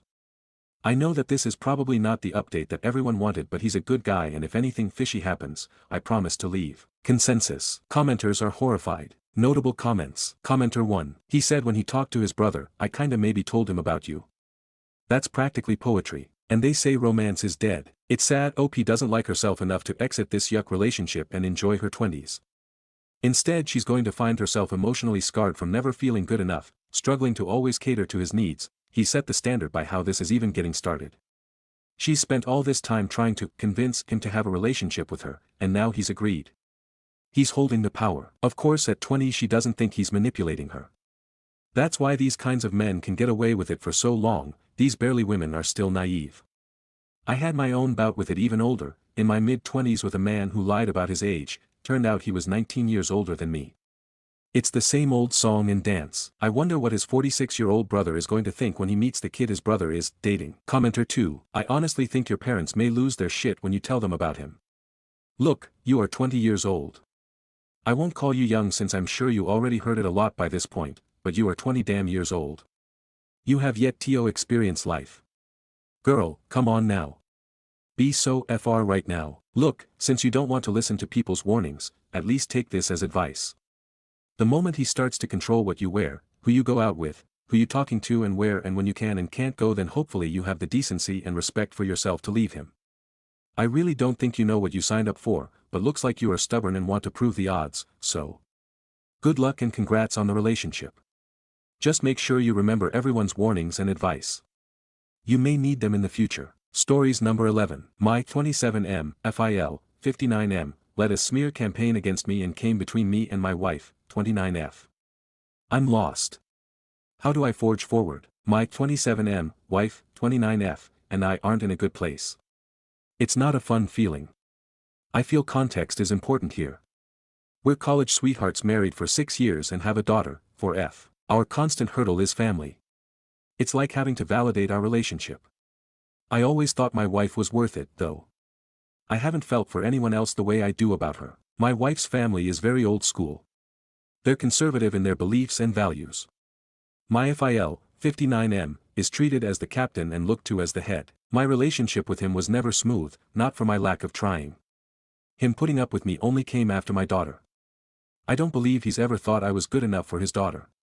I wasn't his first choice or in his top 5. I don't share their gated community or fancy school's background. My FIL always had some backhanded remark about my upbringing. During a family gathering at my in-laws last Christmas, my FIL's iPad went missing. He blew a fuse and accused me of stealing it. His reasoning was there was a period of time I was alone in the house. I was never actually alone in the house. I was helping my MIL, 58F, in the kitchen because people were kicking back their feet while she was slaving away for a big family. There was no reasoning with him. He called the police and actually told the officers how a real man would own up when caught, but I was never taught to be a man. Another backhanded remark. I was raised in a household of women. My FIL expressed once that only a man can raise a boy into a man. I spoke up for myself during his rantings. The whole situation was humiliating, but I had nothing to hide. The officers had to de-escalate and stood around until everyone went their separate ways. My FIL did a smear campaign on social media accusing me of theft and saying how I wasn't family. Some real vicious stuff was said. It impacted my life. I lost a job opportunity because his posts came up in the vetting process. The company was rebranding and didn't want drama associated. Essentially, I was shunned from the family. There were those who didn't agree with my FIL, but they wanted to stay out of it. No one wanted to cross him. I was no longer welcomed on my in-laws' property until I confessed and apologized. My wife still attended everything without me and took our daughter with her even on NYE. I wanted to spend it with her and our daughter, but she chose to appease her dad and keep tradition. During all of my FIL's accusations, the smear campaign, and shunning, my wife didn't lend me support in any way. She bowed to her dad and would tell me to just apologize. She said I was being stubborn by refusing. It wasn't about apologizing. My FIL wanted me to beg. I'm not a prideful person, but I'm not getting on my knees and pleading for forgiveness for something I didn't commit. My wife said she was only trying to keep the peace instead of being right. Once my FIL badmouthed me around our daughter, and my wife never spoke up. She claimed she didn't hear him. I don't believe she would have done anything either way. Our daughter kept me afloat. I put my foot down on her attending gatherings after the badmouthing. My wife accused me of escalating by withholding our daughter. I felt my FIL tried to influence my child against me. My move was for boundaries. I wasn't asking my wife to cut off her dad. I know how important family is to her. But we're married. We have a child. We made vows.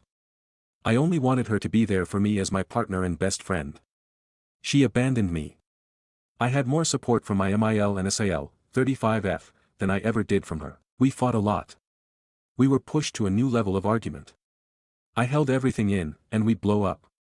My wife said she'd dealt with her dad her whole life, and she learned sometimes it was better to just yield. About a month ago, my name was cleared. My SIL found the iPad in her son's, 9M, room. He confessed to taking it. He was afraid to say anything after my FIL's reaction to me. My FIL has never apologized or publicly recanted. He acts like nothing happened, and the rest of the family followed suit. He had my MIL relay that I was welcome to their home again.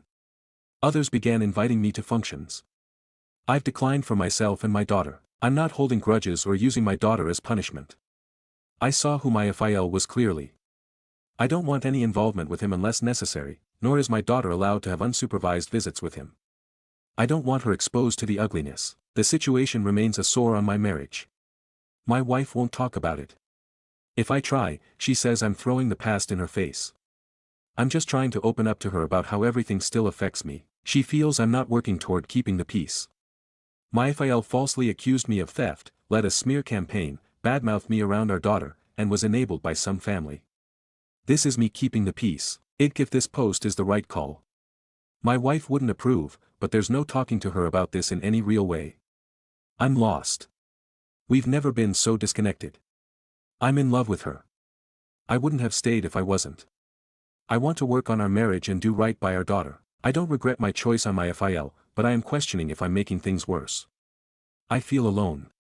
I need a fresh perspective. How do I move forward as healthily as possible for my marriage when it were to step? TLDR, my FIL falsely accused me of stealing from him and went on a smear campaign. I was essentially shunned from the family. He even badmouthed me around my child. I received no support from my wife whatsoever. She wanted me to apologize to keep the peace. The whole ordeal came between us. My name was cleared, but my FIL hasn't apologized. I don't want anything to do with him or for my daughter to have unsupervised contact with him. My wife doesn't support me on this. I want to work on our marriage and do right by our daughter.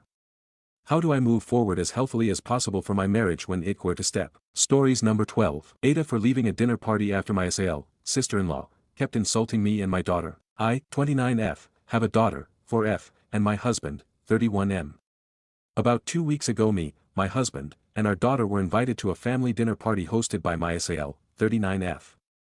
So as normal we arrived at the party and immediately SAL started with the snide comments about me, a little sarcasm here or there, nothing I can't handle, but then she started giving digs at my daughter and my family, that, I was not having. Once we all gathered to eat dinner, my daughter decided she wanted to sit next to her grandmother, my MIL.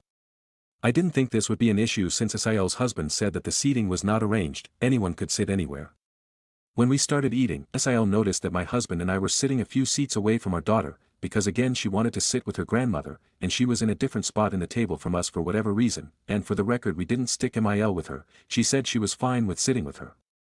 So SIL said, isn't it funny how, my name, already sticks, my daughter's name, in daycare and then she can't even sit with her for dinner and instead makes an old woman take care of her. Now, I thought she was joking, so did everyone else because everyone laughed a bit.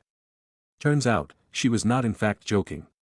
She then started giving jabs at me, basically just shaming me for being a working mother instead of staying home with our daughter all day. My husband didn't say anything, I'm not sure if he was shocked or he just didn't want to cause a scene, but MIL did.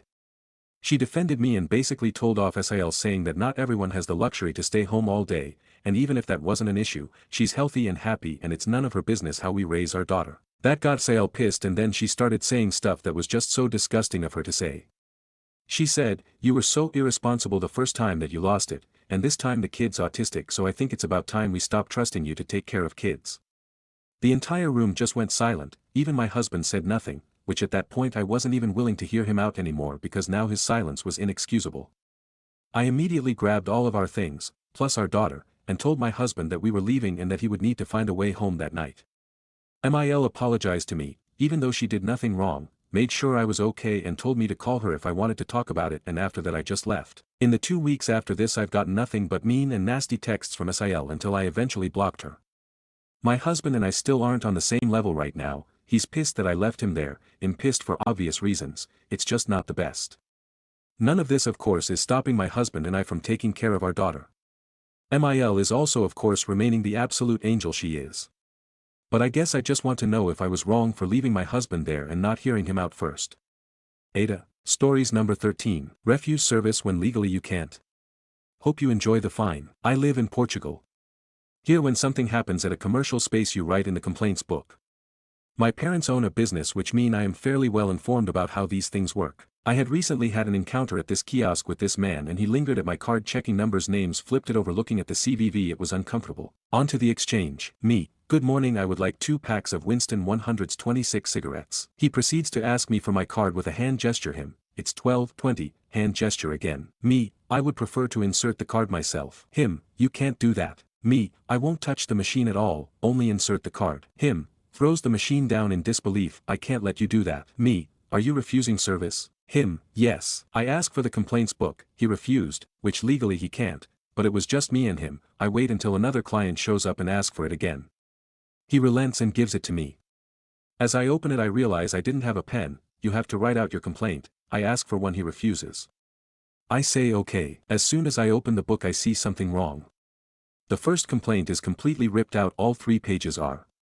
The first page is for the person who makes the complaint, the second is a copy for the business and the third is to remain in the book. Under no circumstance is the third page to disappear even if it's a mistake and or taken back by the person who makes the complaint, it must remain in the book. Seeing as I had no pen I start the process online, take the info and start snapping pictures of the missing pages.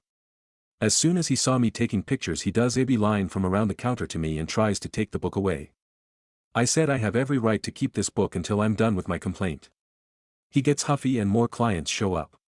He goes back behind the counter. The thing about these complaints book is that you write it in ink but then you have to follow through and submit them online to the proper authority depending on the complaint. But I didn't have a pen. So I bypassed the ink format and immediately submitted online mentioning the weird analysis of my card, the refusal of service and as the last middle finger on the fuck you sandwich, Steve Hofstetter if you know you know.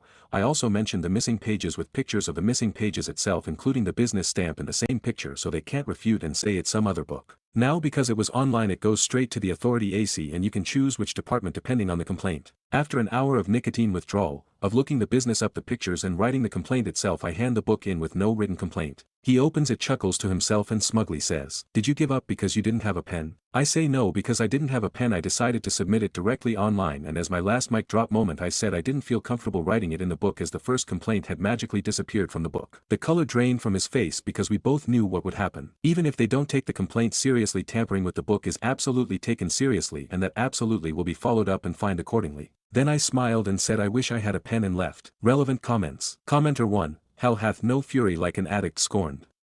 Don't get between me and my nicotine LMAO. Reply. Bro, all I wanted was a cigarette but he had to be weird about it and then be a dick fafo I guess, rolling on the floor laughing. Commenter 1. Do you get notified about the results of a complaint? Would like to hear a part 2. We don't have complaint books in the USA, to my knowledge, but I would love to see actual consequences lol. Reply. You do get a registered letter that they acknowledge the complaint and the fallout or explanation as to why it was or wasn't investigated, but I already got a confirmation email. Commenter 2. Is this complaint book just a Portugal requirement or is it more widespread? I've never heard of anything like it. It sounds interesting. Do all stores and companies have a complaint book? As a customer, can you ask to see their complaint book before you do business with a company? Reply. Every commercial space has one. It's like a formal suggestion box for negative complaints but taken seriously. The third page of every complaint remains in the book to provide context for the next user. If related you can absolutely ask for it and consult if you want, but that's not really practiced her as a normal client, but it would completely make sense to see it if you were to go into business with a certain entity and see how they operate. It at no point can be refused by owner or worker, and if it is the person complaining has more ammunition to put in the complaint. OOP explains the differences between Google Review, Yelp, etc., and complaint book. Reply. It's different in the sense that government entities follow through if the complaint has grounds to pursue and will apply fines if there are wrongdoings. With Yelp reviews you're just a voice with no one backing you up. Some complaints have real repercussions as this one will, because although it's just a book it is taken seriously. OOP on if the guy is an employee or owner. Reply. I'm not sure if he was the owner or not. He was an older gentleman but his demeanor was off-putting. If we hadn't been so unpleasant checking out my card previously, raising his voice, slamming the machine, I would have just left immediately and gone somewhere else. Commenter 3. Wait, why can't they refuse service? I'm just so used to merchant being able to refuse service at any time for any reason, so long as it's not due to discrimination of a protected class. Under what circumstances can they refuse service? Reply: under no circumstance can they refuse service. I only found out a couple of years ago when I worked at a cafe and a guy assaulted me and the cafe in question told me they couldn't refuse service to him. I looked into it and it's in the legislation. I think it's stupid too. There are circumstances where you should be able to, but not in Portugal. OOP on if the store can refuse services when there is an age-restricted item. Reply: it can. Legal age for beer is 16, spirits is 18, tobacco 18, but not enforced regularly unless a gas station or kiosk recently got a fine. They can refuse to sell only to underaged kids but not adults to the best of my knowledge unless they insist on ID and you can't provide one even if you look 50. Update: sorry for the late update, life caught up with me, but here goes. So I did get the registered letter acknowledging what happened and I laughed a lot from the response. I was completely within my rights for refusing to hand over my card. He was wrong for refusing service. He got a €2,500 fine for the book which has to be replaced. Which is a lot. Minimum wage here is €870. I did get some tea from the nice girl that works there. 1. He is the owner not an employee, so nobody lost their job because of me. 2. That week he got an irate call from his wife screaming at him for apparently pulling this shit again. He's done it before. 3. His wife is a no-nonsense woman who wears the pants and now spends her days chaperoning him on the days he works there. They are few and far between. She's just sitting to the side. She's a housewife and has the time. 4. He has not been as present as he used to be. I go to the supermarket regularly and now when I see him I smile and wave just like the penguins of Madagascar and enjoy the warm fuzzy feeling I get when he looks at me with disdain. He honestly looks miserable. All he had to do was not be a dick, and had he ran his business up to the legal standards this would not have happened. I am happy to know he fucked around and found out. Relevant comments. Commenter 1. I am American and a complaint book is a wonderful idea. But, I am legit wondering what happens when someone files a complaint and is in the wrong. I am thinking of the Karens. I have witnessed a lot of aholies who are terrible to the workers, manipulative or downright dumb. Reply: it's disregarded and the registered letter that comes details as to why and how. Funny enough that the entity that handles these complaints can pull up past complaints from the same person if it's a pattern. Commenter 2. What if a patron tears out the pages and says the business did it? Reply: that absolutely could happen, but I don't think people are that shitty, at least here. A lot of businesses have CCTV. This supermarket did. My aunt manages the supermarket. I'm not aware if they asked for the footage or if he even made that claim. But had he, it would have bitten him in the ass because they could walk over 20 feet and saw the footage in their security office. I should ask my aunt. Commenter 3. I'm in the United States here. I'm struggling to wrap my mind around the idea of a complaint book and the bureaucracy surrounding it to make it work. Like my first questions on this: if you don't have a complaint book, do you not have a business license? Does the business license come with the complaint book when you get your license to run your business? Do you have to do some reporting every year on your complaint book? Reply: every business is required to have one, if not they will be heavily fined for not complying with the law. A commenter in my last post said a business shut down because of that. No, the complaints are made by individual people and are followed up online, so it's a straight shot between patron and entity, no requirement from the business itself to report anything. Some go in the physical book but are not followed through online, so nothing ever comes of it if not for the patrons to see past experiences from other patrons. Stories number 14. Aita for not making a stuffy for my dad's baby with his affair partner when I made them for both my younger siblings and other family. 17F, don't want this to take up too much of anyone's time, so let me explain quickly. My grandparents bought me this kit that lets you make stuffy stuffed animals, plushes or whatever you call them. I made loads for myself at the time and for both my younger siblings when my mom was pregnant. Both my younger siblings died at birth or before it, so they were put in a protective casing and they're now on my mom and siblings' grave. My mom died a little over a year ago from cancer. She was sick for a year before. A day after my mom died, my brother, 20M, and I found out that dad had been with another woman when mom died and that he'd had a 3-year affair with this woman. The first 2 or 3 weeks after mom died were rough for all those reasons, and I went to live with another family member because I couldn't look at my dad. He tried to stop me and has attempted to keep in touch, but I went as no contact as I could while still being under 18. My brother is full no contact with dad. Dad married his affair partner and now they're expecting a baby. He reached out to my family member and said he was hoping I'd make the baby a stuffy like I did for my siblings. He said this baby is my sibling too, even if I don't want that to be true, and that it would be so kind to let the baby feel loved by me. I'm not making it, and my dad has realized that since it's been several weeks now. So he reached out again and said if I can make them for other babies born close to me I should do it for this baby too, and reminded my family member that again this baby will be my new sibling. My family member told dad it's my decision and my answer is clear. My dad started a fight with the family member and said I needed to find a way to love and care for the baby because they don't deserve both older living siblings refusing to know them. But I don't want to know the baby or make them a stuffy. I don't love this baby. I don't care about them either. There won't ever be a time where I'll want any kind of relationship, even a distantly friendly one. That's just not in the future. But there's still a chance that not making the stuffy makes me an AH. So Aita. Stories number 15. Aita for breaking up with my BF after he skinny dipped in our pool with my sister at home. Hello Reddit. My boyfriend, 31M, was home with my sister, 19F, while I was out and I got home and my sister was locked in the guest room and she told me she had something to tell me. She had been staying over for a couple days. She said that she looked outside her room window and saw my boyfriend swimming naked in our backyard pool, and she saw everything. She said that later she was in the kitchen and he walked in and he wasn't wearing anything and she could see his junk and he stopped and said hi and waved and she was shocked and he walked by her before going to his room to grab some clothes and then walked naked through the hallway to the shower and had a long shower. She said she was frozen and embarrassed. She then went to her room and locked herself in until I got home. I confronted my boyfriend and he just said that he felt like skinny dipping because it was hot out and that he lives there so he thought it was fine. It's my house and he's living with me and I told him he's a fucking creep and he didn't even apologize to my sister when she saw him before and I broke up with him on the spot and told him to GTFO and he told me he can apologize now and not to overreact but I told him we are done. He wouldn't leave immediately and I screamed at his face that I'll call my sister's BF over and we'll see what he fucking does to him when he hears what happened and he left. I made my sister promise me that next time she feels uncomfortable to tell me or her BF or someone right away. I told his friend and word spread and now everyone thinks he's a fucking weirdo and they stopped talking to him and he blew my phone up and I just texted him that his actions have consequences. I told my sister's boyfriend and he threatened my ex saying he better not fucking go near him or my sister or he'd find out. Aita. Stories number 16. AIO My girlfriend keeps having accidents but says it's completely normal. My girlfriend, 26F, and I, 23M, have been dating for 2 years now. Pretty soon into the relationship when we started sleeping together regularly I noticed that she wets the bed quite a lot. She told me that it's due to a weak bladder and that she's had the problem since she was a kid. We were pretty heavy drinkers when we first started dating so we would be drunk basically every weekend when we'd hang out and I had a suspicion that the alcohol was playing a part in it but every time I would bring it up it would start an argument.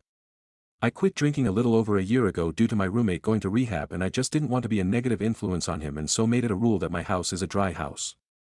This made my girlfriend drink a lot less on the weekends because she normally stays at my house and I noticed that the bedwetting stopped when she stopped drinking. Brought this up to my girlfriend and she said that it wasn't the alcohol causing it and it led to another argument over it so I stopped bringing it up. Well, as time has gone on she has started bringing beers over to my house in the past few months and the bedwetting has started up again.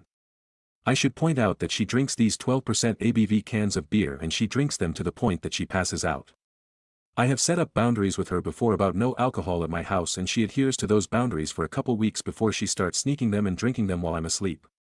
This has been a constant source of contention for basically our whole relationship. Anytime I try to bring up that the drinking is correlated to her having way more frequent accidents she throws out a statistic that says 25% of women all have frequent accidents and that no one talks about it because it's stigmatized and I'm contributing to the stigma.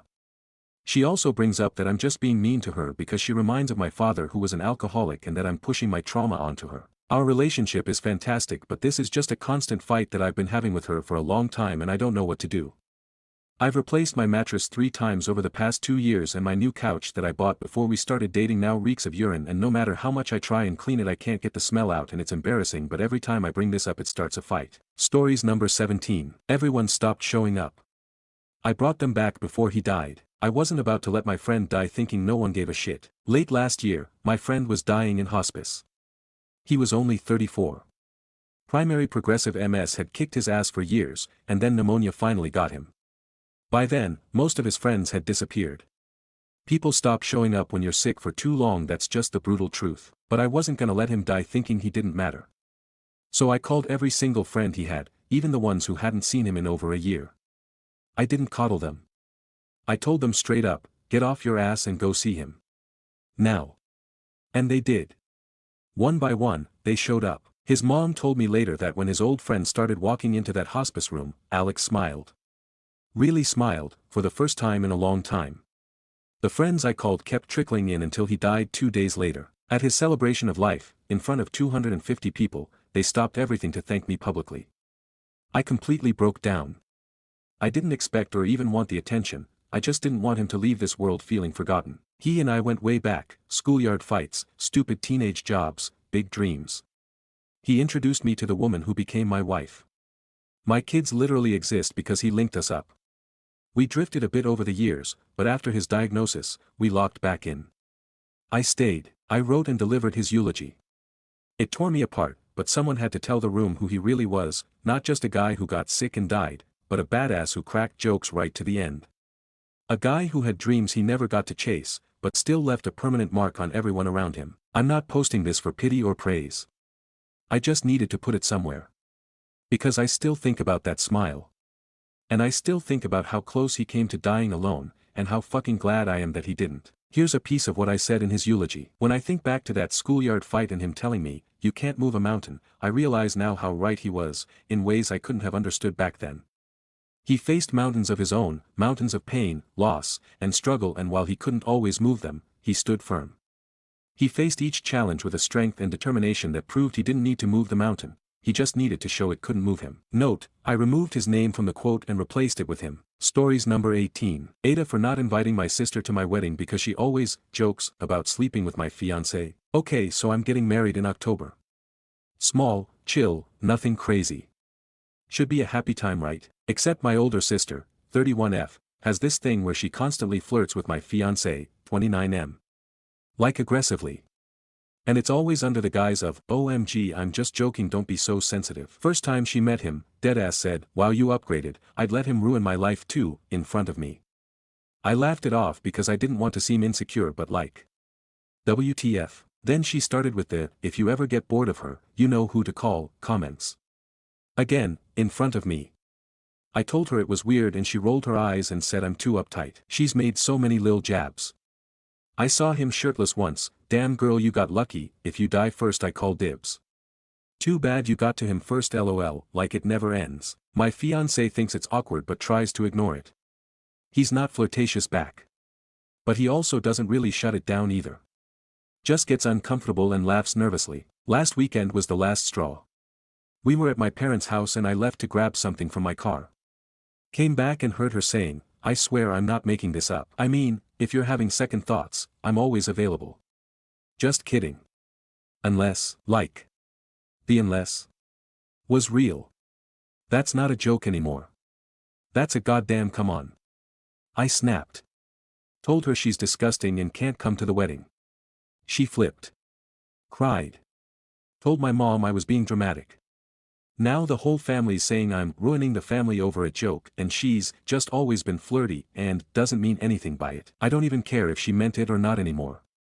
I just don't want that energy around me when I'm trying to get married. But now it's this whole thing and I'm apparently the villain for excluding her and making it a bigger deal than it is. Aita for uninviting her, or is this actually insane?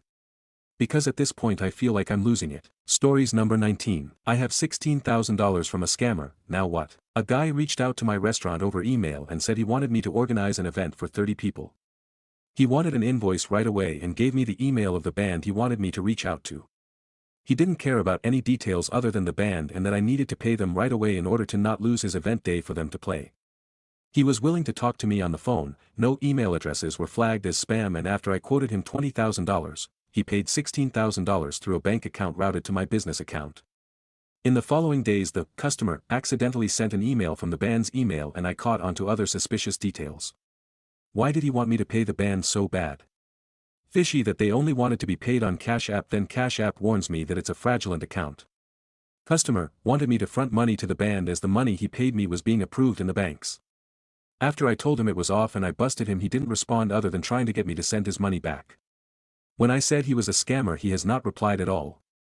3 days later the money hit my account and has since been sitting there. No idea what to do, such a weird situation.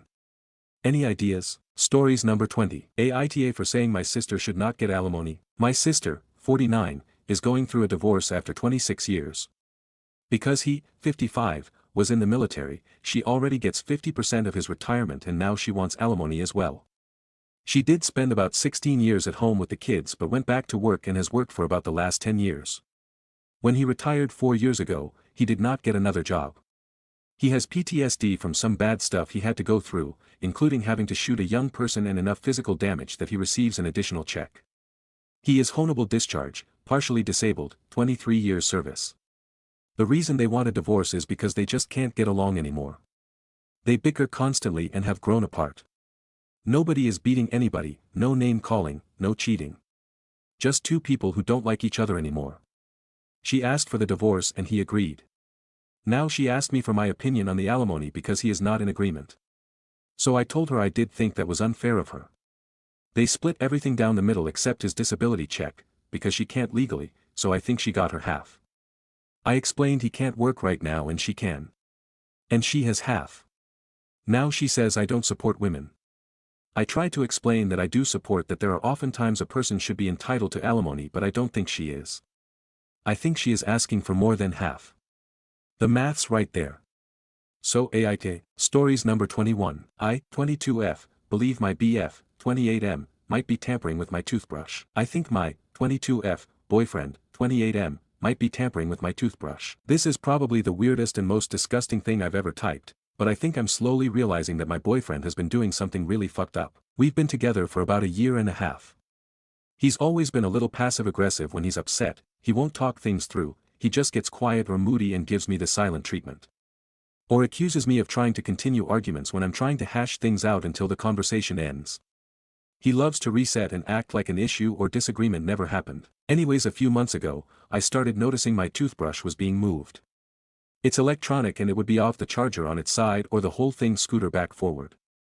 I thought it was just getting knocked around because our counterpart is small. Eventually, I started noticing that it would be wet in the middle of the day or other times when I hadn't recently brushed my teeth.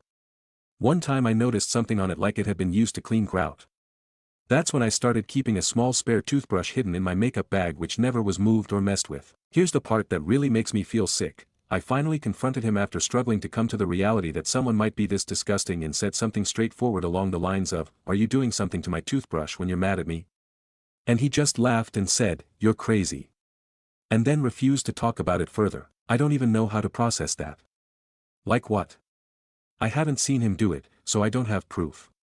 But I know something's up. I feel crazy, but my gut is screaming at me that this is real and he is getting back at me by putting my toothbrush in the toilet or something else gross. I haven't told anyone because it's honestly humiliating and gross. But I feel trapped between thinking I'm paranoid and realizing I might be with someone who would literally put my toothbrush in the toilet to get back at me. What do I even do? Stories number 22. Aita for yelling at my neighbors and telling them to get divorced because their arguing keeps me up at night. I have been renting a house with my sister for the past year. It's great and I like the area, but there's one problem: my neighbors. My neighbors are a family and they're perfectly nice in our interactions, but the problem is that the couple will go to their backyard and start scream arguing every single night for like 2 hours. It's so loud that it causes both my dog and the dogs in the surrounding area to get riled up.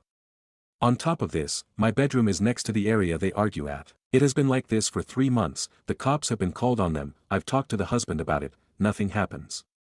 I can't wear noise-canceling earbuds because my sister is disabled and I need to be aware if she needs me at night. 2 weeks ago, I'd come home exhausted from a bad day at work and I just wanted to sleep in. At about 2 a.m., they start with their usual shtick, the wife is shouting and the husband is screeching, I don't know, repeatedly, something he does a lot, and dogs have begun barking. The frustration of being tired and knowing I had to get up in 2 hours just finally made me snap.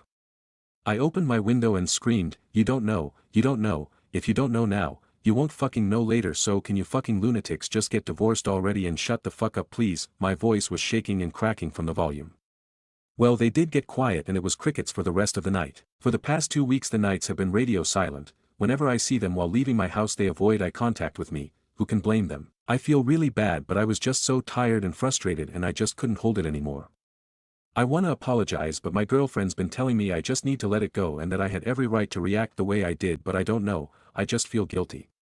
I wanna say it's none of my business, but at this point I unwillingly know about these two strangers' love life more than I know about my own mother. So Aita for how I reacted. Stories number 23. Aio guy I was talking to thinks I got a tummy tuck. Guy's name for the story is Dan. We've been talking for about 2 months. 2 years ago, I had a laparoscopic surgery to remove my IUD that somehow traveled outside my uterus. Now I have 2 small incision scars right on my pelvis.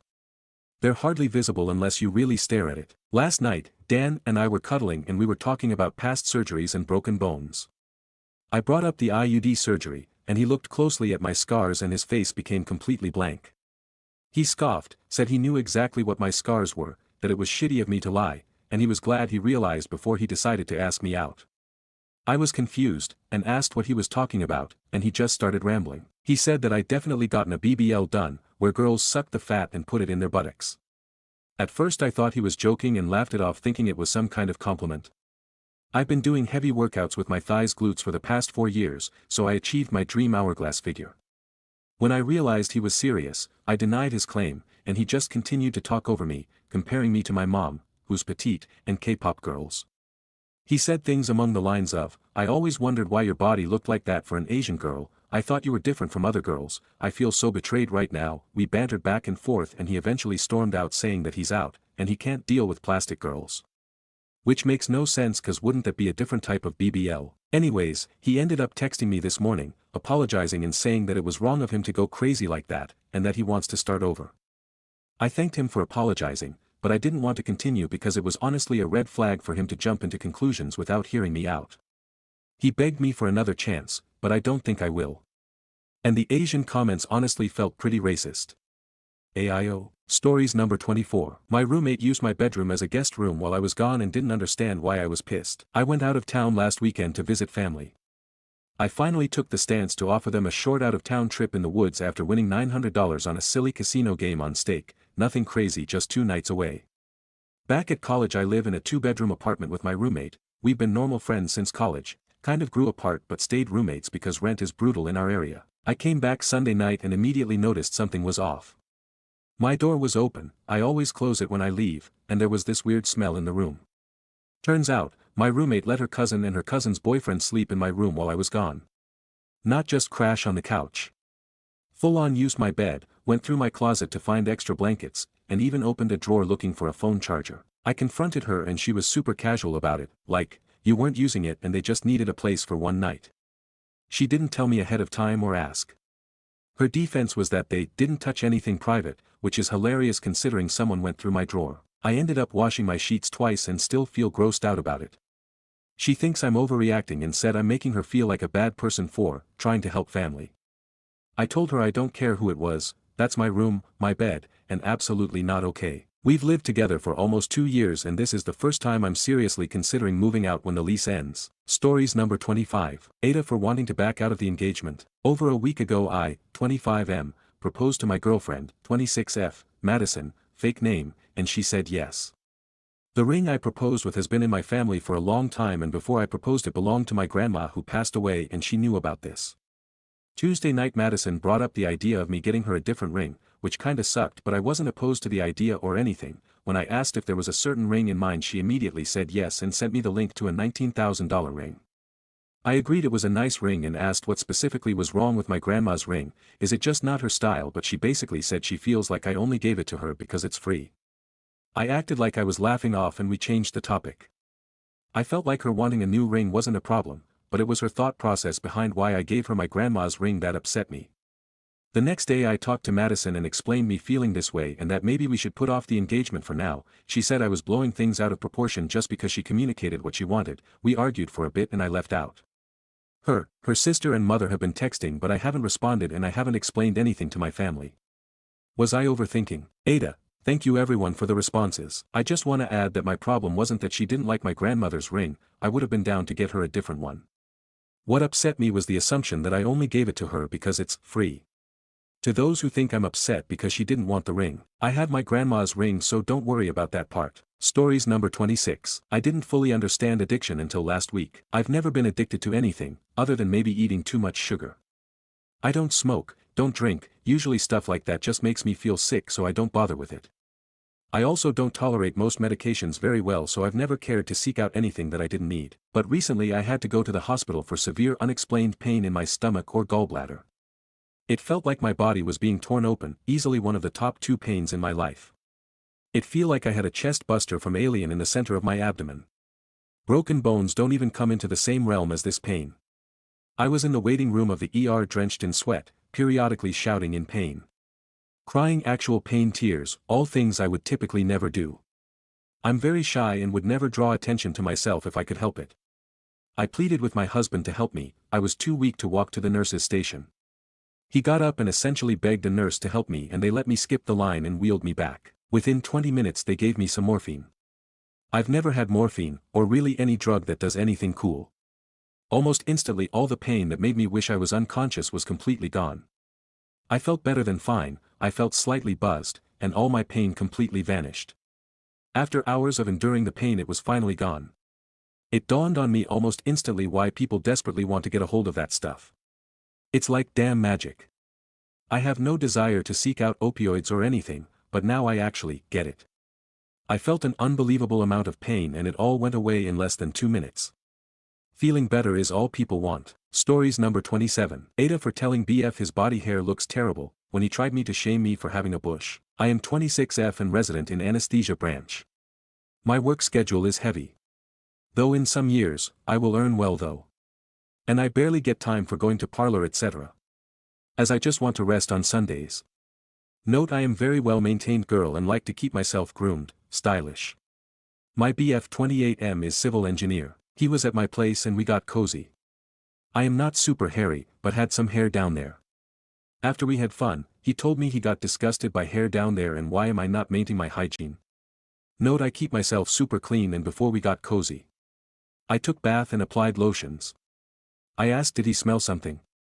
He said those hair looks bad and he likes me smooth. I got irritated and said his nose hair need to be trimmed, because they look so big and I felt disgusted to kiss him, when they touched my lips. I told him he hasn't trimmed his chest hair in whole. They are touching his neck. He got offended and isn't talking to me. But I won't apologize. He said I didn't smell bad. Then I told him he is super hairy and he should be mature enough to understand that I am not a PN star to be hairless all the time. Did I take it too far? Though this morning he has trimmed it all LMAO, though I like chest hair when they are not coming out of your shirt buttons. Edit. People do your research. Having pubes doesn't equate to being unhygienic. You have to keep it clean and you are well to go. And at least I don't have back hair as well as countless hair all over the body. But I never shamed him for them. Edit 2. I am not going to break up over this unless it becomes pattern. We will have discussion. We have done many good things for each other over the last 3 years. Edit 3. Please stop telling me to break up. I am here for Ida or Nta or Esh. Also he didn't call me disgusting. He said he find pubes disgusting. There is lots of difference. We will have discussion like adults soon. I don't see this road bump as reason to break up. If he isn't willing to change his attitude, I will though. I am not a pushover. But I am not someone who believes in breaking up over this. Stories number 28. Aita for telling my friend I know I'm smarter than him academically after he ranked me the dumbest in our friend group. So I, 19F, have a friend, also 19M, who lies, a lot. Like, I'm not even exaggerating, he lies about random stuff constantly and forgets what he even said. He's told people we've been friends for years longer than we actually have, which makes no sense because they can just ask me, said he lived in a 3-story house when he was in a double wide, and even made up how much money he has. His lies are almost always easy to fact check, and honestly, I've never judged him for any of that. I was raised not to care about superficial stuff like that. But one thing that's always been weird is that he loves to act like he's better than everyone, especially when it comes to academics. In high school, he claimed to be on honor roll all 4 years, never failed a class, had a 4.0 GPA, etc. But I saw him taking credit recovery senior year, and one of my friends saw his grades on a teacher's computer, and they were bad. Like, really bad. I still never brought it up. I didn't judge him, because we all struggle sometimes. In fact, I opened up to him once and told him I technically failed Spanish, but my teacher passed me in the end. He started making fun of me and calling me names, which I didn't take personally because I know that's just projection. Anyway, fast forward to a recent trip to Walmart with our friend group, and somehow we start talking about academics. He decides to rank everyone from smartest to dumbest, and puts me last. That really annoyed me because I knew for a fact that he was failing and lying, and I'd never corrected him before. So I finally said, I know I'm smarter than you academically, I've just never cared to correct you on it. He got really upset and hasn't spoken to me since. Some of my friends said I was being mean, but others think he had it coming. So. Aita for finally saying something after letting him lie for so long. Stories number 29. When I was a freshman, I made the whole class cringe with a story I wrote. I literally bang my head against my desk every time I remember my god. The teacher gave us prompts to write a short story and then read it in front of the class. I can't remember if she read them before or not since this was about 10 years ago. My short story was innocent, I swear. It was about one of my original characters and he was going through problems with his brother after his mom died, ick man, but there was this one quote where ick why I added it in. Okay, let me just write it. He was walking down the hall or something. Bro walks up to him and is like, yo, give me your lunch money, and main guy is like, hell no, and then the bully bro pushes him down the stairs and the last line is bro saying, you gay boy. That's it. That's the end. I read this in front of my whole class who only stared at me after and I only realized like 2 years later why. Is he gay? No. Why did I have to add that? 13-year-old me was wild and it haunts me every time I remember. Edit. This actually made me feel so much better about the whole thing. Thanks everyone. Stories number 30. Roommate expects to have room all to herself every Sunday. Basically me and my roommate are on no speaking terms because she said so, which is fine. However, she sent a text message today, second time she sent me a message, why she keeps messaging me if she's the one who doesn't want to speak to each other, saying that, alone time in the room has been uneven. She basically said that she expects 1 hour of alone time every weekday, and that we should split weekends, with her claiming Sunday. Mind you, the whole week I've been leaving consistently by 10 a.m., Monday and Tuesday I got back at 6 p.m., and Wednesday and Thursday I got back at 8:30 to 9 p.m. Friday I did come back earlier but I went out again for several hours for dinner, and same on Saturday. Basically, I stayed home for a single day and apparently that means I'm not giving her enough alone time, and she wants the whole room to herself every Sunday. I literally pay the same amount of rent as her. I'm so tired of her entitled BS. Edit. Just to top it off on how ridiculous she sounds is her response to me basically telling her no. I blocked her on my phone but turns out I also needed to block her on my iPad, so she was still able to respond to me. She's blocked on both now. She said, this is why I said we need a mediator, in reference to when she first said this when she wanted to stop speaking to me because I was scary and unsafe to be around. She wants a mediator just because I won't comply with her ridiculous demand. Stories number 31. Aita for reporting my neighbor's unpermitted driveway without giving him a heads up. My wife and I, mid-30s, live on a residential property in Florida that borders a protected wetland and an outstanding Florida waterway. We maintain an organic vegetable garden, no pesticides, no irrigation system, and work hard to keep our soil healthy with native species. We plan to raise chickens and do some beekeeping in our backyard. We've always kept cordial, even friendly relations with our neighbors, a couple in their 60s. We've watched their pets, helped walk their elderly dog, etc. The wife is sweet and talkative. The husband? Prickly, but we never had personal issues. There was one ugly incident when a different elderly neighbor, with dementia, came to me upset about a truck parked in front of her house. She thought it was mine. I explained it was the next-door neighbor's tow truck and offered to walk with her to ask about moving it. That was a mistake. When we knocked, my neighbor exploded, "Oh, what the fuck do you want?" At her, not me. He got aggressive, said he needed the truck for work, puffed his chest, walked toward her, and told her, "Get off my property, you fucking fruitcake." I encouraged her to leave and left myself. He's always wanted to build up the side yard between our houses. When we first moved in, he suggested we both raise our yards, which would violate storm water codes. He was under HOA pressure to stop parking his tow truck in the road, so he started grading his yard, building a driveway and fence along the property line. He asked if I had concerns. I said, as long as it doesn't affect me. I never gave written consent or signed anything. I assumed he had permits, especially since he built over his own water meter. Fast forward nearly 2 years, turns out he never got any permits. He used asphalt millings to fill and elevate his yard, altering the drainage pattern and pushing runoff into my yard. The flare of his driveway now spills into my side, and I've literally seen the asphalt millings washing toward our vegetable beds, which we've eaten from. I only found out because he casually told me he wanted to build a retaining wall using railroad ties, which leach toxic creosote, less than 6 feet from our garden. I suggested concrete. He balked at the price difference, $300 versus $1,500. That's when I called county environmental departments. A guy I talked to at the County Natural Resources Department to get info on wetlands protection laws was the one who pulled up Google Maps and Street View for our property and noted that his driveway looked like asphalt millings and the alterations to the drainage swale. After learning none of it was legal and that it was impacting both my land and possibly my health, I filed complaints. I didn't warn him or try to mediate. I just reported it. Now he's furious. And yeah, I regret how this might affect our relationship. But I'm also pissed.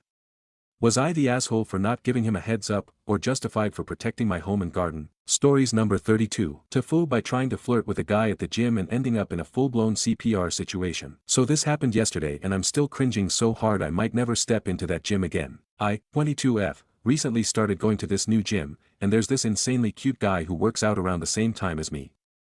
I've been trying to find the courage to talk to him for a couple of weeks.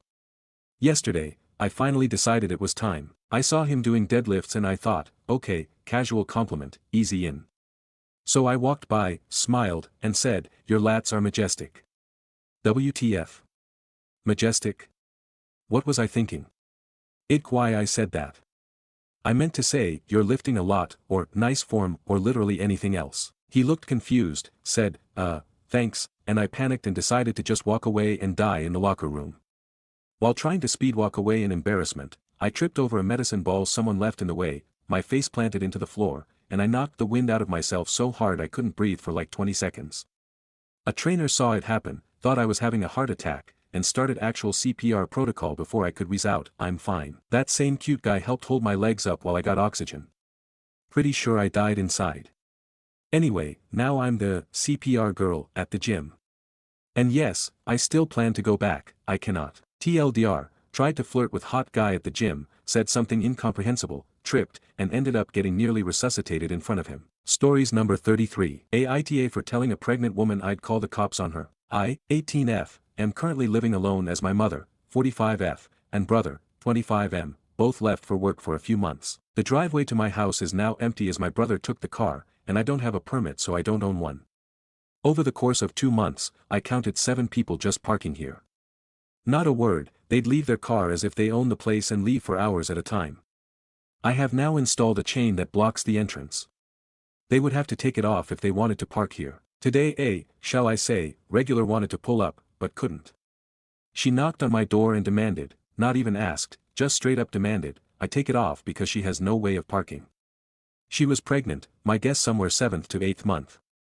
I told her I'm not going to do that because I am not comfortable with random people parking before my house, especially since I have to leave through that door to go to the backyard with my rescue dogs, who are afraid of strangers and will attack if they see one on our property. I explained that this is not a public parking space but my house is. She scoffed and said she's aware but I haven't been using it either way so, what's the big deal? I got annoyed and told her I'm just not comfortable with it and can't even take my dogs out peacefully because of people like her. Mind you, there is a parking lot 5 minutes away, on foot. I reminded her of that and she gave me the nastiest look and complained that she'd have to pay, and she's unable to because she's counting every euro to give her child a good life. I told her that's none of my problem and that she's welcome to ask my neighbors if any of them would be willing to let her park there for a few hours, but if she wouldn't leave me alone or if she took the chain off herself and parked here, I'd call the cops on her. She started crying, calling me heartless and an asshole, saying I don't care about her baby's future and just want her to waste her money when she could just use my parking space. I admitted that I do not care because neither her car nor her child is not my problem, and went back inside. I may have been a bit harsh to her especially given she's pregnant, but I feel like she had it coming. Stories number 34. AIO for not wanting to pay my 13-year-old sister $1,000. I, 17F, am being told by my parents that I need to pay my sister, 13F, $1,000. When my sister told me, I thought it was a joke, but my mom confirmed to me that it was serious. I absolutely refused but my sister made them a PowerPoint presentation and showed them explaining why I owe her that money in cash, and they agreed that I owe her that money. Well, why do I owe her, you ask? Did I break something expensive of hers? Did I make a stupid bet? No, because she offered to do my hair. She helped me in combing out my locks. I had 200 plus, so I say she did around 100. Mind you, she was the one beginning my mom to let her help me take them out, since I previously did not have permission from her to do so. Back then, she made a whole presentation on why I should be able to. When it was confirmed, we got right to work. After that, she helped me get my hair ready by blowing it out, styling it with a flat iron, and put it on twists. All of which was done voluntarily. I did not ask for her to do so. Now, she decided that I owe her 1K for the labor and my parents agreed. Well, technically 5K, but I got a family discount and they're serious about it. I plan to get a job this summer and they say I'm in debt and likely won't allow me to spend any money. Only give it to her. After I told my mom that hey, she literally offered these services I apparently need to pay her for, and now we're having a family trial. So I quite literally have to present my case, and my stepdad will be the judge. This whole thing is so fucking stupid and I don't even plan on paying her 1K if she does win. Why would I do that? How will I even do that? I just wanna know, AIO. Stories number 35. Kids try to steal my dog, and I almost have to physically fight back the parents who say they deserve it. I'm heated, and it has nothing to do with the rising temperature. Like, this is absolutely infuriating that these types of people actually exist. So I have two dogs, a 14-year-old Chihuahua and 4-year-old Cheagle. I decided to take them to a nearby park to let them get some fresh air, as they've just been lazying around pretty much all week, and I figured they could do well with the exercise. So I grab a few treats, a gallon of water and collapsible bowls, their favorite ball and stuffed toy, hop in the car and head out. Day is quite nice, not too hot, but definitely starting to get warmer, and figure we could do with a nice lunch when we get back. We get to the park, and there's a few people there, 2 families it seems, and a couple of people playing volleyball not too far away. I park, find a nice, big empty spot with plenty of running space, and let the girls run loose. We're playing around for a good 5 minutes at this point, and I'm trying to keep my balance with my walking cane so they don't knock me over as they run back towards me and into my legs like I'm the final bowling pin. I'll call my Chihuahua, J, and my Cheagle, C. I'll note that C really, and I mean really, likes to play, with anyone, everyone, anything, and everything, and that's mainly my father's part of spoiling and coddling her as a pup when she was 2 months old. Never disciplined, spoiled with human food so much that she wouldn't eat regular dog or puppy food, disobeys, rarely listens when you call her name, etc. She's always wagging her tail so much for whatever reason that her entire hip shakes and she'll get exhausted just from being happy, nicknamed her fish butt. So now at some point, there's some kids running around at a jungle gym nearby, laughing and playing, doing as kids do, and some adults that are trying to gather them all up and load them into their van. C sees this, and decided, hey, that looks like fun. I like fun. I'm gonna go have fun, and runs off to join in. J is chilling in the grass next to her water bowl and stuffed toy. So I call out to C, walking towards her, whistling and snapping my fingers, gets her attention when it's time for food to go for a walk etc., trying to get her to come back. No dice. She keeps moving and reaches the family, running around happily between everyone's feet like a cat with zoom eyes whose life goal is to trip everyone it sees. Family's almost loaded up into the van, and one last kid stops and bends down to pet C. I'm thinking, oh good, they stopped her from running off, and keep walking. The mom of the group is buckling a kid into the seat and turns around to notice, looks up at me, back at C, then picks her up and puts her in the kid's arms. Closes the car door and ushers her kid to the other side, hurrying them to get inside. I'm close enough to even hear her say, go, go. I yell out, hey. Hey stop, that's my dog, and weeble wobble as fast as I can towards the car.